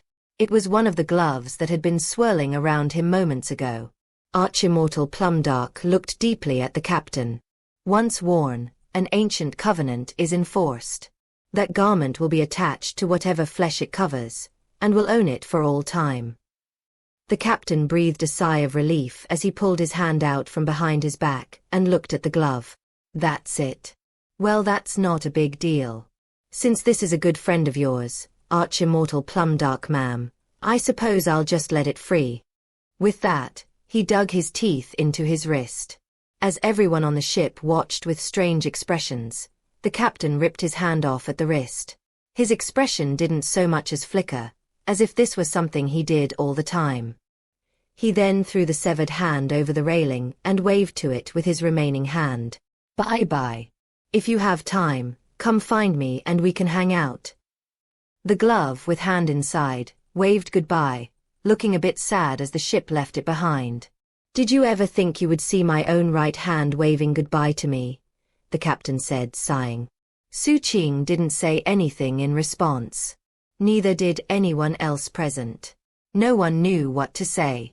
Except for Wu Jianwu. Eyes shining, he spoke some poetry. An ancient snake bit its own tail off. It swallowed it down, then took the day off. Ernia bit off his hand for a dame. Lady Five Fingers is her fair name. 1. The Yun character here is very unique. It's from Master Sheng Yun's name. 2. In case any of you are unfamiliar with the word cenotaph, it is a monument erected to honor the dead whose bodies lie elsewhere. Chapter 388. Netherworld Harbor. 3 days later, the captain's hand had already grown back, and it looked as good as new. Xu Qing took note of that. It gave him a much better idea of how quickly the captain could grow back his body parts. Severed limbs seem to take a few days. If he loses everything from the waist down, it takes half a month. And if he loses everything beneath his head, it's a full month. That information would make it a lot easier to plan battle strategies when he and the captain went on big escapades in the future. The incident got the captain a lot more interested in non-humans. In fact, he took to joining Xu Qing in looking over the railing at the lands they passed. As for Wu Jianwu, it was hard to say exactly what he was thinking. Perhaps he wanted to improve his poetry. Either way, he joined them. Time passed. After 2 teleportations, they left Injustice Prefecture. Xu Qing had already seen many things he'd never seen before. The captain learned a lot about various non-humans. Wu Jianwu had also benefited a lot. His poetry was just as good as it had been before, and had even improved a bit. In my eyes, life evolves endlessly. Grasp the world and cultivate the heart of the sword. As the wind blew past Wu Jianwu, he threw his head back and laughed heartily. Moron, the captain muttered disdainfully. Xu Qing wasn't paying attention to the deranged Wu Jianwu. Instead, he was looking down at a raging tempest below. Great trees bent under the force of the wind, so dramatically it looked like they might snap in half. That was the unique climate of Cloudy Wind Prefecture. It was different from both Emperor Receiving Prefecture and Injustice Prefecture. There were almost always strong winds in Cloudy Wind Prefecture. Because of that, the sects and clans here were generally known for speed, and usually favored body cultivation. In addition to the wind, the prefecture was known for its dramatic difference between day and night. During the daytime, the winds were explosive. At nighttime, they turned cold and sinister. What was more, Grus came out in large numbers. Though there were non-humans present, they were outnumbered by the mutant beasts. For example, as Xu Qing looked down at the windswept landscape, he saw a few hundred giants, all of whom were several hundred meters tall. They wore no clothing, and emanated a stench that not even the wind could dissipate. Their skin was gray, their eyes red, and their teeth blackish yellow. They didn't seem to be very intelligent. Some moved about, others sat in place. Still others fought amongst each other like wild animals. Many of the giants had baskets on their backs woven from tree bark. Within those baskets were countless living beings from a variety of species, all gasping for breath. They were food for the giants. In fact, some of the giants sat in front of huge stone bowls, into which they would toss their victims, then crush them into a paste with giant stone pestles. Afterwards, they would drink the sludge. All of a sudden, Xu Qing realized Arch-Immortal Plumdark was standing next to him. "Those," she said, "are the cloud trolls of Cloudy Wind Prefecture. They're not very intelligent. In fact, they're almost like animals. No matter how many of them you kill, you can never rid the world of them. They just pop back into being. They eat anything alive." As the familiar aroma of her perfume surrounded him, he didn't flinch or move away from her. He was used to her presence. She had spent most of the journey below decks, and rarely came out. At the moment, she wasn't acting the way she acted when they were in private. She stood off to the side in a very proper fashion. Xu Qing quickly clasped hands in greeting. The captain and Wu Jianwu ducked their heads. That said, the two of them had very different reasons for doing so. Wu Jianwu bowed his head out of reverence. The captain was thinking something else entirely. "You're such a player, Arch-Immortal Plumdark. Sometimes flirtatious, sometimes tantalizing, sometimes dignified. Who could possibly deal with this? Okay, little Qing. You've got this. Keep up the good work." With such thoughts on his mind, he gave Xu Qing an encouraging look. Xu Qing ignored him. He wasn't putting as much thought into the situation as the captain was. "The cloud troll's flesh has unique properties," Arch-Immortal Plumdark said. "For one thing, we'll need their flesh to serve as a ticket later. Why don't the two of you go down and kill one or two?" Hearing that, Xu Qing immediately jumped over the rail and flew downward. The captain blinked a few times, then followed. As he caught up to Xu Qing, he projected a message. "Little Qing, I really think you need to reconsider my original suggestion." Xu Qing looked at him suspiciously. "You know, give in to Arch-Immortal Plumdark." The captain zoomed past Xu Qing. Xu Qing watched him go without saying a word. The two of them dropped down to the ground. The cloud trolls weren't exactly very strong. They relied only on fleshly body power, and most were roughly comparable to a Foundation establishment cultivator with 1 or 2 life flames. Only 4 or 5 had energy and blood fluctuations comparable to the gold core level. To Xu Qing and the captain, hunting and killing beasts like that was a simple thing. With a burst of astonishing speed, Xu Qing appeared in front of one of the cloud trolls that had gold core battle prowess. The troll was viciously pounding at his mortar when he noticed Xu Qing. Opening his mouth, he let loose a roar that came with a noxious stench. Then he reached out to grab Xu Qing. Compared to the gigantic troll, Xu Qing was the size of a bug. However, in Xu Qing's eyes, the gigantic troll was actually the bug. He didn't even dodge out of the way. As soon as the troll's hand landed, it screamed as its hand exploded. Xu Qing emerged from the gore, shooting straight up toward the troll's forehead. He shoved his right hand out, and terrifying power smashed into the troll, spreading from its forehead to the rest of its body. It collapsed, its life force having been exterminated. The cloud troll thumped to the ground. A short distance away, the captain had just killed another gold core troll. However, before they could collect the corpses, both of them turned to look in the same direction, their eyes shining. Off in the distance, 2 swords screamed through the wind. Their target wasn't Xu Qing and the captain, but rather the other cloud trolls. In the blink of an eye, 3 trolls screamed as flying swords pierced through their chests, killing them instantly. At the same time, 2 figures flew through the wind. One was a man, the other was a woman, but both were clad in white garments, with capes fluttering behind them. Beneath the overcast sky, those white robes seemed to have hidden flames within them. Xu Qing instantly recognized them by their outfits. They were swordsage. What was more, Xu Qing had previously encountered the man. The captain also recognized him. He was the same swordsage the two of them had encountered on their river patrol, the one who had chased an old devil in the gold core level. After fighting that old devil, he'd left him wounded for Xu Qing and the captain to handle. 1. The two swordsages shot through the wind toward the cloud trolls. After collecting up the corpses, they turned to look at Xu Qing and the captain. There were no words exchanged. The swordsages just nodded, then turned and flew back into the storm. Xu Qing had never seen the female swordsage before. However, as she left, he noticed that she was carrying a little girl of 7 or 8 years old on her back. The girl wasn't human. She had 2 wriggling antennae on her forehead and a single large eye that was covered with a thick black band of cloth. The girl looked to be asleep. As they watched the 2 swordsages leaving, the captain said, "They're not from Emperor Receiving Prefecture."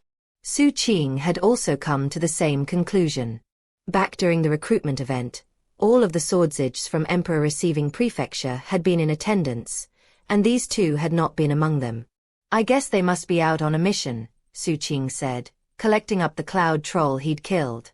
The other cloud trolls had already fled. With that, the 2 of them flew back up to the ship.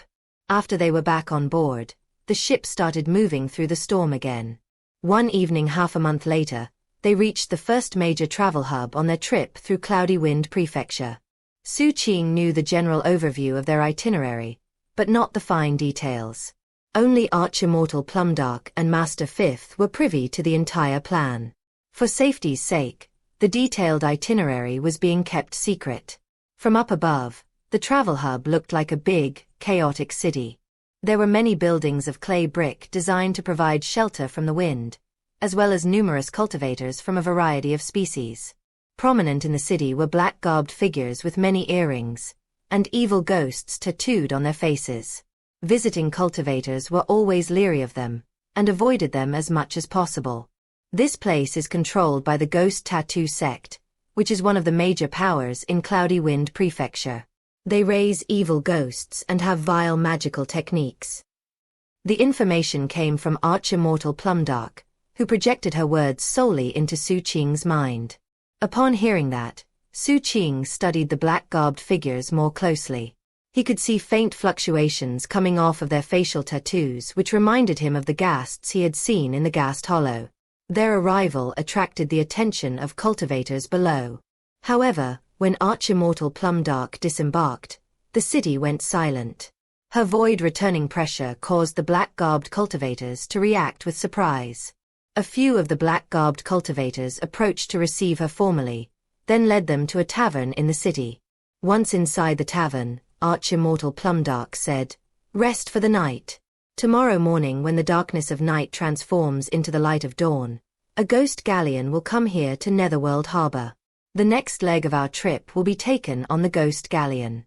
At nighttime this city becomes a ghost ward, so unless you really know what you're doing, don't go wandering around." With that, she entered her room. The other disciples went into their own respective rooms, wondering about what she'd said about ghost wards and ghost galleons. "Netherworld Harbor," the captain said curiously. "Ghost galleon?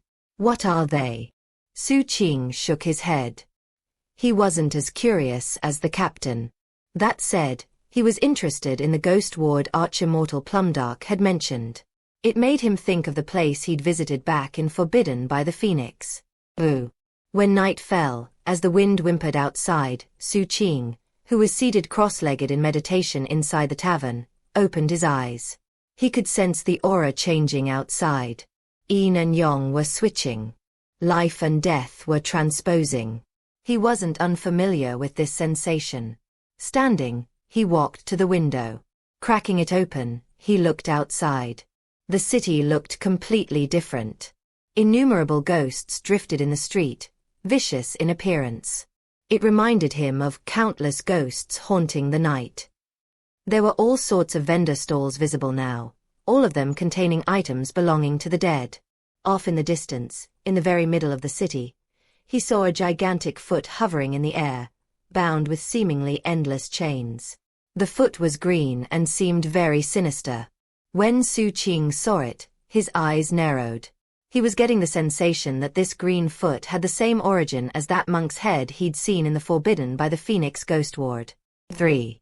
That thing was cut into pieces and sent out to different ghost wards? After some thought, Xu Qing pushed the window fully open and slipped out into the night. He had seen a lot of interesting things for sale on his last visit to a ghost ward, except he hadn't been able to afford them. But during his time in Emperor Receiving Prefecture, he had done a lot of killing. Though he hadn't been meticulously collecting heartblood, he did have quite a few souls, which could also be used as currency in places like this. In order to avoid the same annoying situation as last time, he didn't disguise himself with his shadow. Instead, he let the aura of his 3 heavenly palaces and his taboo poison core seep out around him. In that manner, he started making his way through the crowds of ghosts. Time passed. Things went well for Xu Qing, and he bought a lot of ghost poison items. As dawn was approaching, he prepared to head back to the tavern. Before he could go far though, he passed a vendor stall from which opera singing emerged. The ghost ward was completely silent, but this singing could be heard very clearly. It didn't seem out of place at all, and in fact, seemed to perfectly suit the atmosphere. In past lives forlorn, always reborn, sever lovesickness and endlessly mourn. 4. The moment Xu Qing heard the song, he stopped in place and looked over. 1. The incident with the old devil happened in chapters 282 to 283. 2. Xu Qing visited a ghost ward in Forbidden by the Phoenix in chapter 246. 3. The monk's head was first seen in chapter 246.2, but the whole chase scene started in chapter 247. 4. This song first appeared in chapter 364. It was repeated in a few subsequent chapters. Chapter 389. Hitching a ride through the netherworld. The opera singing drifted out from a shadowy vendor stall. The proprietor was a floating ghost made up entirely of eyes. When the many-eyed ghost noticed Xu Qing looking over, about half of its eyes shifted to look at him. Xu Qing didn't care. Walking over, he noticed a small bronze bottle among the items for sale. He immediately recognized what it was. It's a recording bottle. He had once acquired a recording bottle that he used to capture the sound of countless ghosts haunting the night, which he used when summoning the giant and the sun's imperial carriage. That was how he had acquired Golden Crow assimilates myriad spirits. Unfortunately, because of the immense pressure exuded by the giant, that bottle was destroyed. 1. The opera singing was coming from this bottle. After mulling the matter over, Xu Qing pointed at the bottle, then tossed a bag of discarnate souls to the many-eyed ghost. The many-eyed ghost took the bag and examined it. Then all of its eyes closed as if in thought. A moment later, it shook its head. Xu Qing looked at the ghost. He knew that the inhabitants of ghost wards were greedy, therefore, he handed over yet another bag. At the same time, his eyes flashed with a grim coldness that the many-eyed ghost couldn't miss. Whether it was because there were now enough souls, or whether it was because of Xu Qing's grim expression, this time the many-eyed ghost nodded. Xu Qing took the bottle and closed it, causing the singing to stop. Then he turned and left. Back at the tavern, as he waited for dawn to arrive, Xu Qing looked suspiciously at the little bronze bottle. The voice is definitely the same as that woman in the pentagonal log cabin in the Ghast Hollow. Someone obviously collected that sound in this recording bottle. Ooh. Xu Qing thought back to that incident in the Ghast Hollow. He remembered the woman's singing, as well as the eye of the god in the depths of the chasm, slowly opening. He wasn't sure if the song was specifically being sung for that god, or if it just contained some unknown power to keep the god's eye closed. Regardless, Xu Qing was convinced it was a good decision to buy the bottle. Not long thereafter, he heard the sound of footsteps outside. Putting the bottle away and straightening his clothes, he opened the door and walked out. The disciples of the 8-sect coalition had gathered in the main room of the tavern, except that the captain was nowhere to be seen. Xu Qing wasn't surprised. The other disciples might have been hesitant to explore a ghost ward, There was no way the captain would be able to resist the chance. However, the captain was apparently still focused on getting to the county capital. Just when it seemed like he would run out of time, he dashed in from outside. Rushing over to Xu Qing, he excitedly said, "Did you explore the ghost ward, little Qing? Let me tell you, there was some great stuff for sale." Xu Qing was about to respond when his expression suddenly flickered. The same thing happened to the other disciples present. An astonishing pressure had suddenly weighed down on the tavern from outside. It was indescribably grim and fierce, making it feel like the inn was suddenly submerged in an ancient, icy river. At the same time, a sudden feeling of incredible terror rose unbidden in the hearts and minds of all the disciples. Xu Qing wasn't unfamiliar with the sensation. It was just like the first time he had ever run into a grue. What was more, he had experienced that same feeling when looking into the depths of various forbidden regions during his time working as a treasure custodian for 3 months. As everyone shivered, Immortal Plumdark emerged from her room, walked to the front door of the tavern, and gently pushed it open. When the outside was revealed, it looked completely different than when Xu Qing had been out earlier. The ghost ward was still there, but so was the regular city.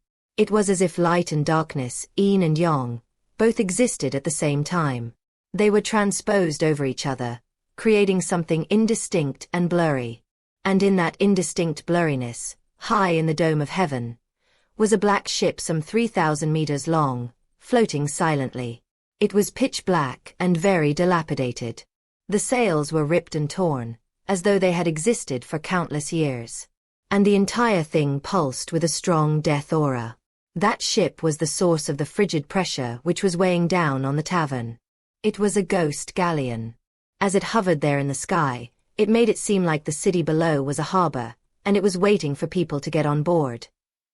"Board the ship," Immortal Plumdark said calmly.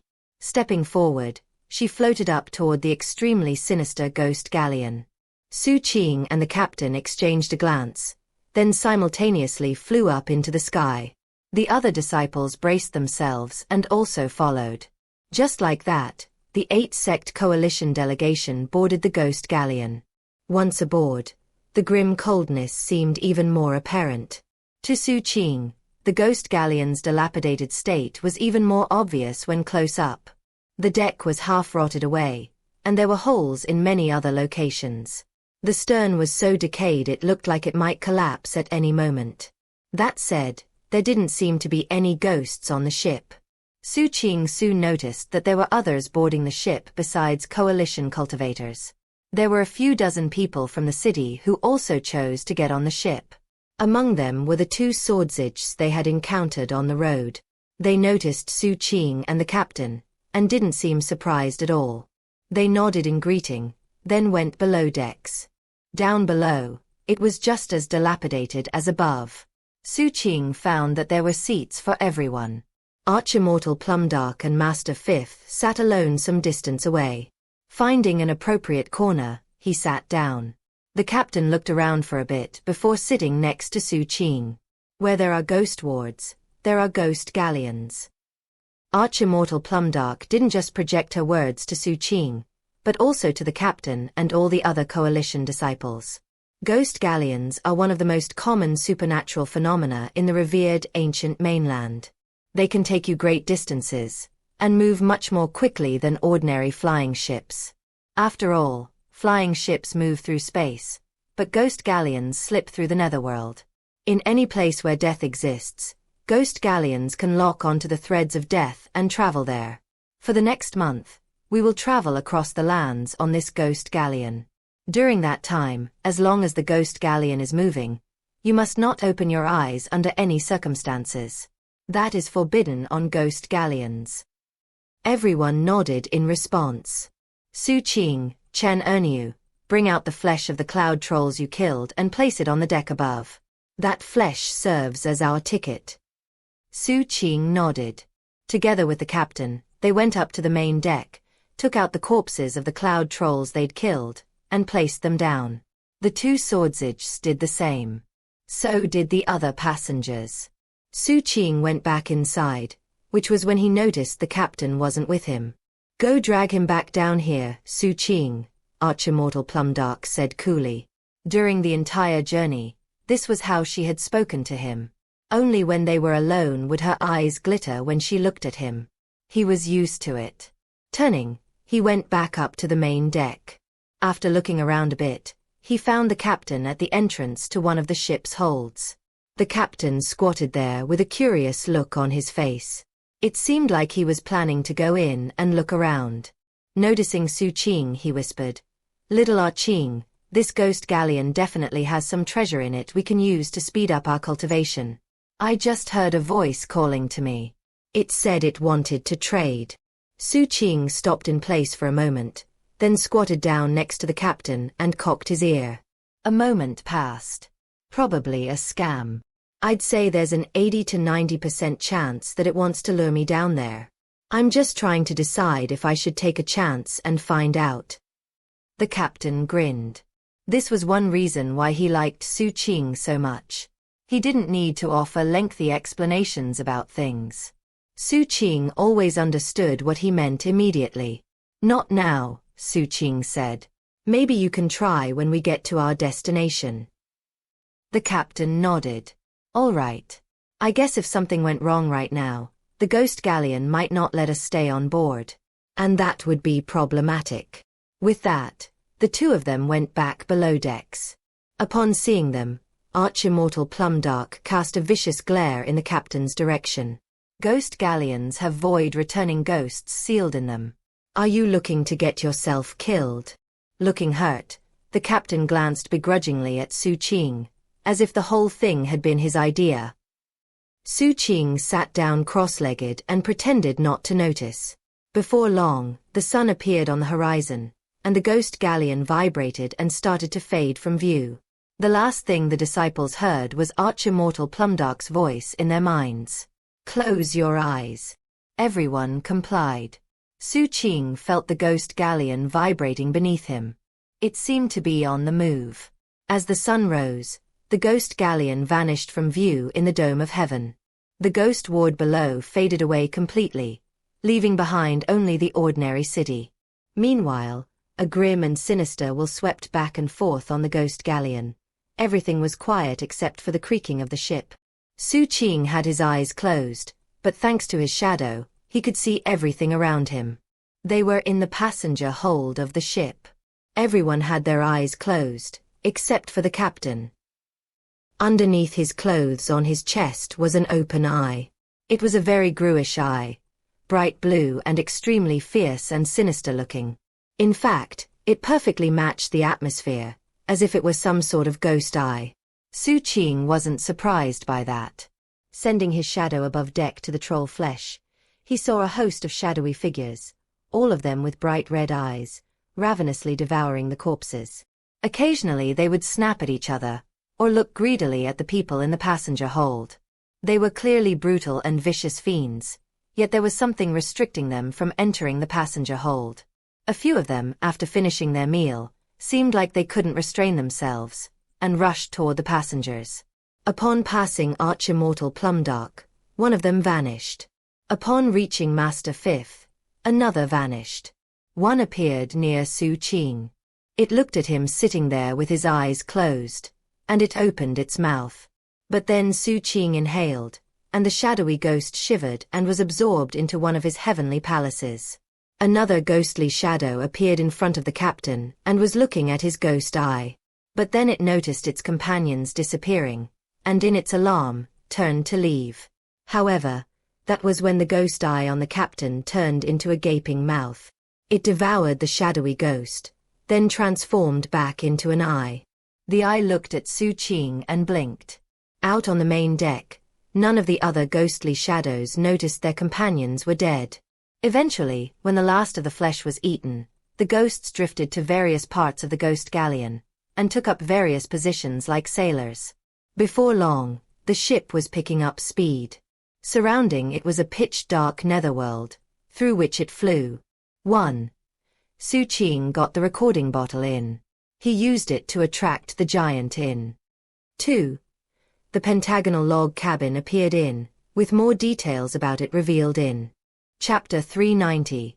eyes of the Lightborn. Everything outside the ghost galleon was pitch black. There was no light, only unending cold and grim darkness. By means of his shadow, Xu Qing kept an eye on the netherworld void that existed outside of the galleon. It made him think about the terrifying entities that countless cultivators feared when entering Foundation establishment. When a cultivator ignited their life lamp for the first time, it would attract entities from another world. The mute had failed during that part of his breakthrough, and had been partially possessed. If it hadn't been for Xu Qing, the mute would already have ceased to exist. From what Xu Qing could sense, the netherworld void outside the ghost galleon was that world. It wasn't easy for him to track the passage of time. It was as if each moment lasted for a very long time. Then, out of nowhere, light appeared in the darkness. It was scorching hot, and stretched for 30,000 meters from one end to another, ripping apart the darkness. There in the netherworld was a huge, blindingly bright desert. The ghost galleon shot into that desert and disappeared. Everyone aboard the ship suddenly felt their stomachs lurch as if they were falling. "You can open your eyes," Arch-Immortal Plumdark said. The Coalition disciples did so. Astonishingly, they were now in a scorching desert. Heat waves shimmered everywhere, and the sky itself rippled and distorted. The desert was an endless sea of fire, with stupefying heat radiating down from a red sun in the sky. That sun was much clearer than the sun in the sky over Emperor Receiving Prefecture. And it was larger. It was almost as if the sun hung directly above the desert they were in. Either that, or the desert, existed very close to the sun itself. The ghost galleon couldn't survive in this place, so it faded away, allowing the passengers to drop down. Arch-Immortal Plumdark waved her hand, and her dragon-shaped flying ship appeared beneath them. They landed on the ship, which then shot through the heat of that sun off into the distance. The other passengers who had been on the ghost galleon went their separate ways. As for the two Swordsages, they produced magical devices which resembled hats, and used them, not to fly off into the distance, but to burrow into the ground. A moment later, they were gone. "This is the last leg of the journey," Arch-Immortal Plumdark said. "After traveling for 3 months through this desert, we'll reach the borders of the county capital." Within that burning heat, Arch-Immortal Plumdark's voice was like clear water that eased the hearts of the disciples. Xu Qing took a deep breath, and his eyes glittered. Though this journey was turning out to be relatively short, he had still seen many fantastic things. His eyes had been opened in a way that would never have been possible in Emperor Receiving Prefecture, and it seemed like he still had only seen a tiny fraction of what the world had to offer. Half a month later, the flying ship reached a place where the fires below started to go out.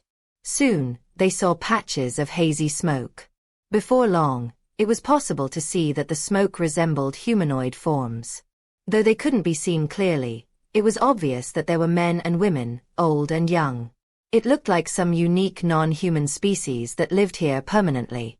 The place where the smoke was thickest seemed to be a city of some sort. Xu Qing almost couldn't believe his eyes, and most of the other disciples reacted similarly. The captain was the only one who didn't seem surprised. As they passed over the smoky non-humans, many of them looked up into the sky at the flying ship. A very serious expression could be seen on Arch-Immortal Plumdark's face. Then, for the first time on the journey, she floated up off the ship and bowed with clasped hands toward the city of smoke. "We are human cultivators from Emperor Receiving Prefecture, escorting Swordsages from our sect to the county capital. We're only passing through, and hope that you fellow Taoists of the Smoke-White people don't take any offense." Xu Qing and the other disciples all followed suit, bowing with hands clasped. The countless smoky figures below looked at the ship thoughtfully, then returned the salute. Obviously, they didn't plan to cause any problems. Arch-Immortal Plumdark breathed a sigh of relief. "The Smoke-Whites are the most complex of the species we've run into so far," she explained. "They couldn't care less about most human sections. However, they do fear the Swordsages. Living as they do underneath this burning sun, they're natural-born assassins. They can merge with any type of energy and are incomparably gruish. If you ever run into them again, be very careful." Avoid doing business with them and getting wrapped up in their karma. Xu Qing nodded. Looking down at the city of smoke below, he committed all the details to memory. As the journey continued, they ran into more unusual species. About a month later, the color of the surrounding desert terrain changed. Instead of being dominated by yellow and red, it slowly turned crystalline. Because of that, it both reflected and refracted light, creating a dazzlingly beautiful scene. In fact, anyone whose cultivation base wasn't high enough would eventually be blinded by it. Now it seemed like the flying boat was flying through a sea of light. Around this time, Xu Qing yet again caught sight of those two swordsage. Apparently, this was their main destination. The two of them were on the crystallized land below, within the sea of light, fighting fiercely with invisible foes that surrounded them. Astonishing sword light spread in all directions around them, along with the fluctuations of magical techniques. Standing next to them was the non-human girl who had previously been on the back of the female swordsage. The black band covering the girl's solitary eye had been removed, and she was staring up at the burning sun. Her eye shone brightly, and she seemed curious. It almost seemed like she was absorbing the sunlight, and as a result, her eye was getting brighter. The two antennae coming off her forehead swayed back and forth, creating magical symbols that flowed into her eye. Obviously, it was important that the process not be interrupted, as the two swordsages were vigilantly guarding over her. There were unseen entities that were trying to stop the girl from absorbing sunlight. They seemed to be part of the light, and the only evidence of their presence was the way other streams of light bent and rippled around them. They're light scrags. Immortal Plumdark explained. Light itself is intelligent, and can manifest as light scrags. They usually appear in extremely hot environments, and leave almost no trace of their existence. In reality, they're made from light, which makes them difficult to fight and kill. And they only fade from existence when night falls. Down below, the two swordsages were clearly having trouble holding the line. Both of them were wounded. Xu Qing looked at the captain. The captain looked at Xu Qing. "Senior," Xu Qing said, clasping his hands, "one of those swordsages helped the two of us in the past. Can we go down to assist? Do you need any help from me?" she asked softly. "Eldest brother and I will be fine. If it turns out we're not a match for them, then perhaps we can trouble you for assistance." Immortal Plumdark nodded. Xu Qing immediately flew off the ship. The captain cleared his throat. "Actually, senior, it would be fine if you interfered." Immortal Plumdark glared at him. Shrinking back, he quickly flew after Xu Qing. When the two swordsages saw Xu Qing and the captain flying down, looks of gratitude appeared in their eyes. That was especially true of the male swordsage who had helped them back in Emperor Receiving Prefecture. "Many thanks, fellow Taoists," he said. "There are a lot more light scrags this time than in the past. Thank you for helping us to protect this lightborn girl." Xu Qing nodded. The moment he landed next to the swordsages, he could sense a strong killing intent rushing toward him from within the surrounding sea of light. Eyes glittering, he tapped into the poison core in this third heavenly palace, causing taboo poison to spread out. A moment later, a blood-curdling scream rang out from the sea of light. Then it was possible to see a shaft of light suddenly turn dark, then disappear. The two swordsages' eyes lit up.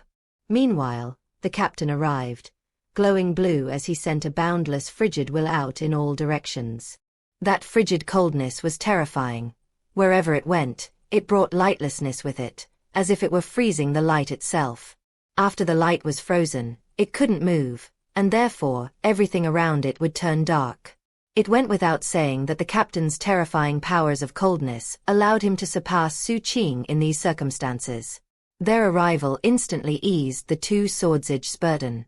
Before long, the danger had passed. The light scrags could sense that this fight was too much for them, and they scattered.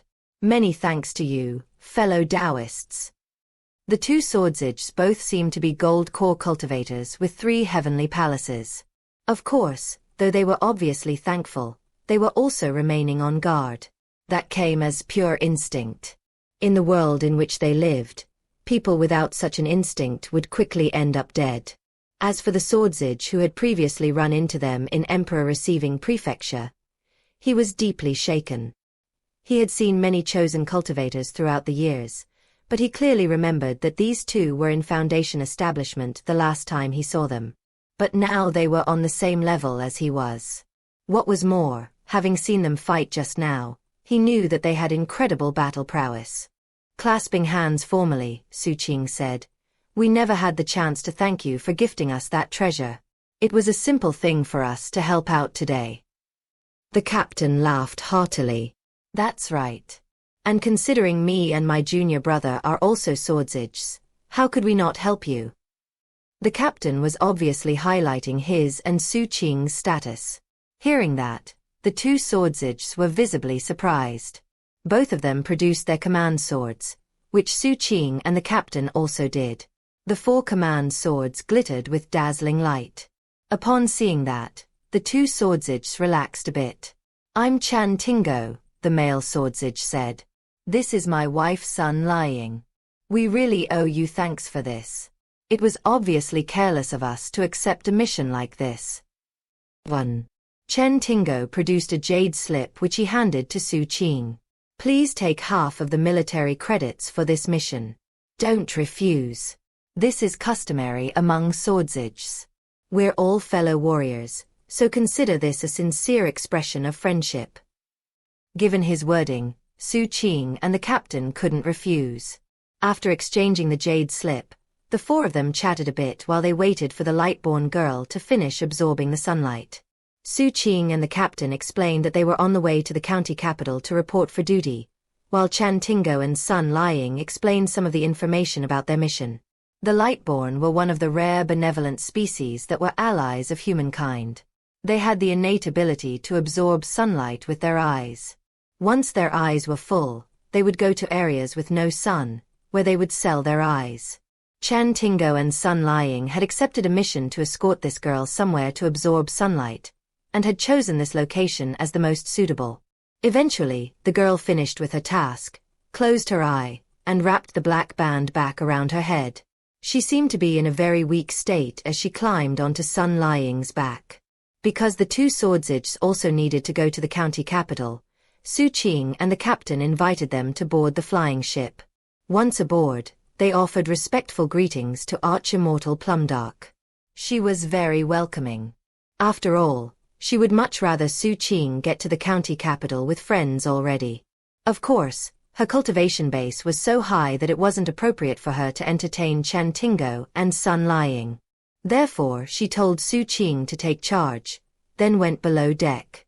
As the flying ship proceeded on its way, Chan Tingo continued to show favor by explaining some things about the city to Xu Qing and the captain. The capital is in the very middle of Sea-Sealing County. All the big powers from the various prefectures have subsidiary sects there. However, in the overall structure of the city, they aren't very important. In fact, you could think of them as being 6th tier. The tier above them, the 5th, are the various yamens that govern daily affairs in the city. Above the yamens are the 3 great sects and 1 great clan of Sea-Sealing County.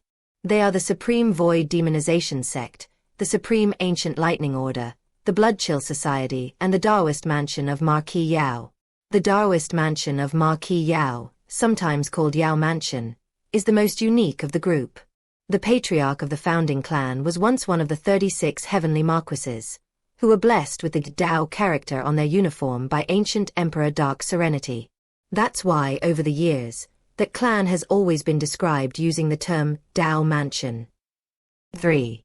As Chan Tingo went on with his explanation, the flying ship got closer and closer to the county capital. 1.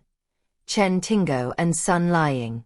Chen is number 5 on the list of the 100 common Chinese surnames. Ting means palace, courtyard, court, and Hao means, among other things, fine, usually to describe long hair. Sun is number 12 on the list of 100 surnames.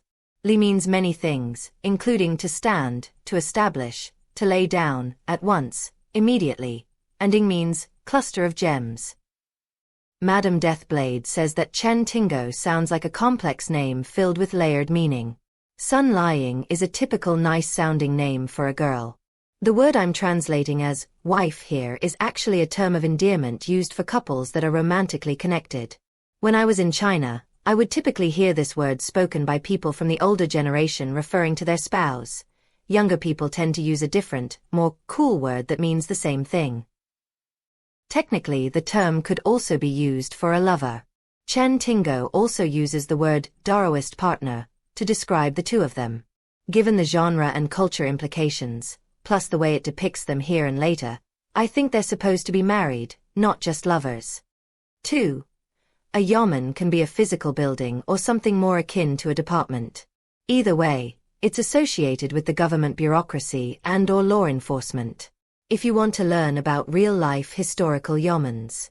3. Yao is number 51 on the list of 100 common Chinese surnames. It also means handsome, good-looking, beautiful.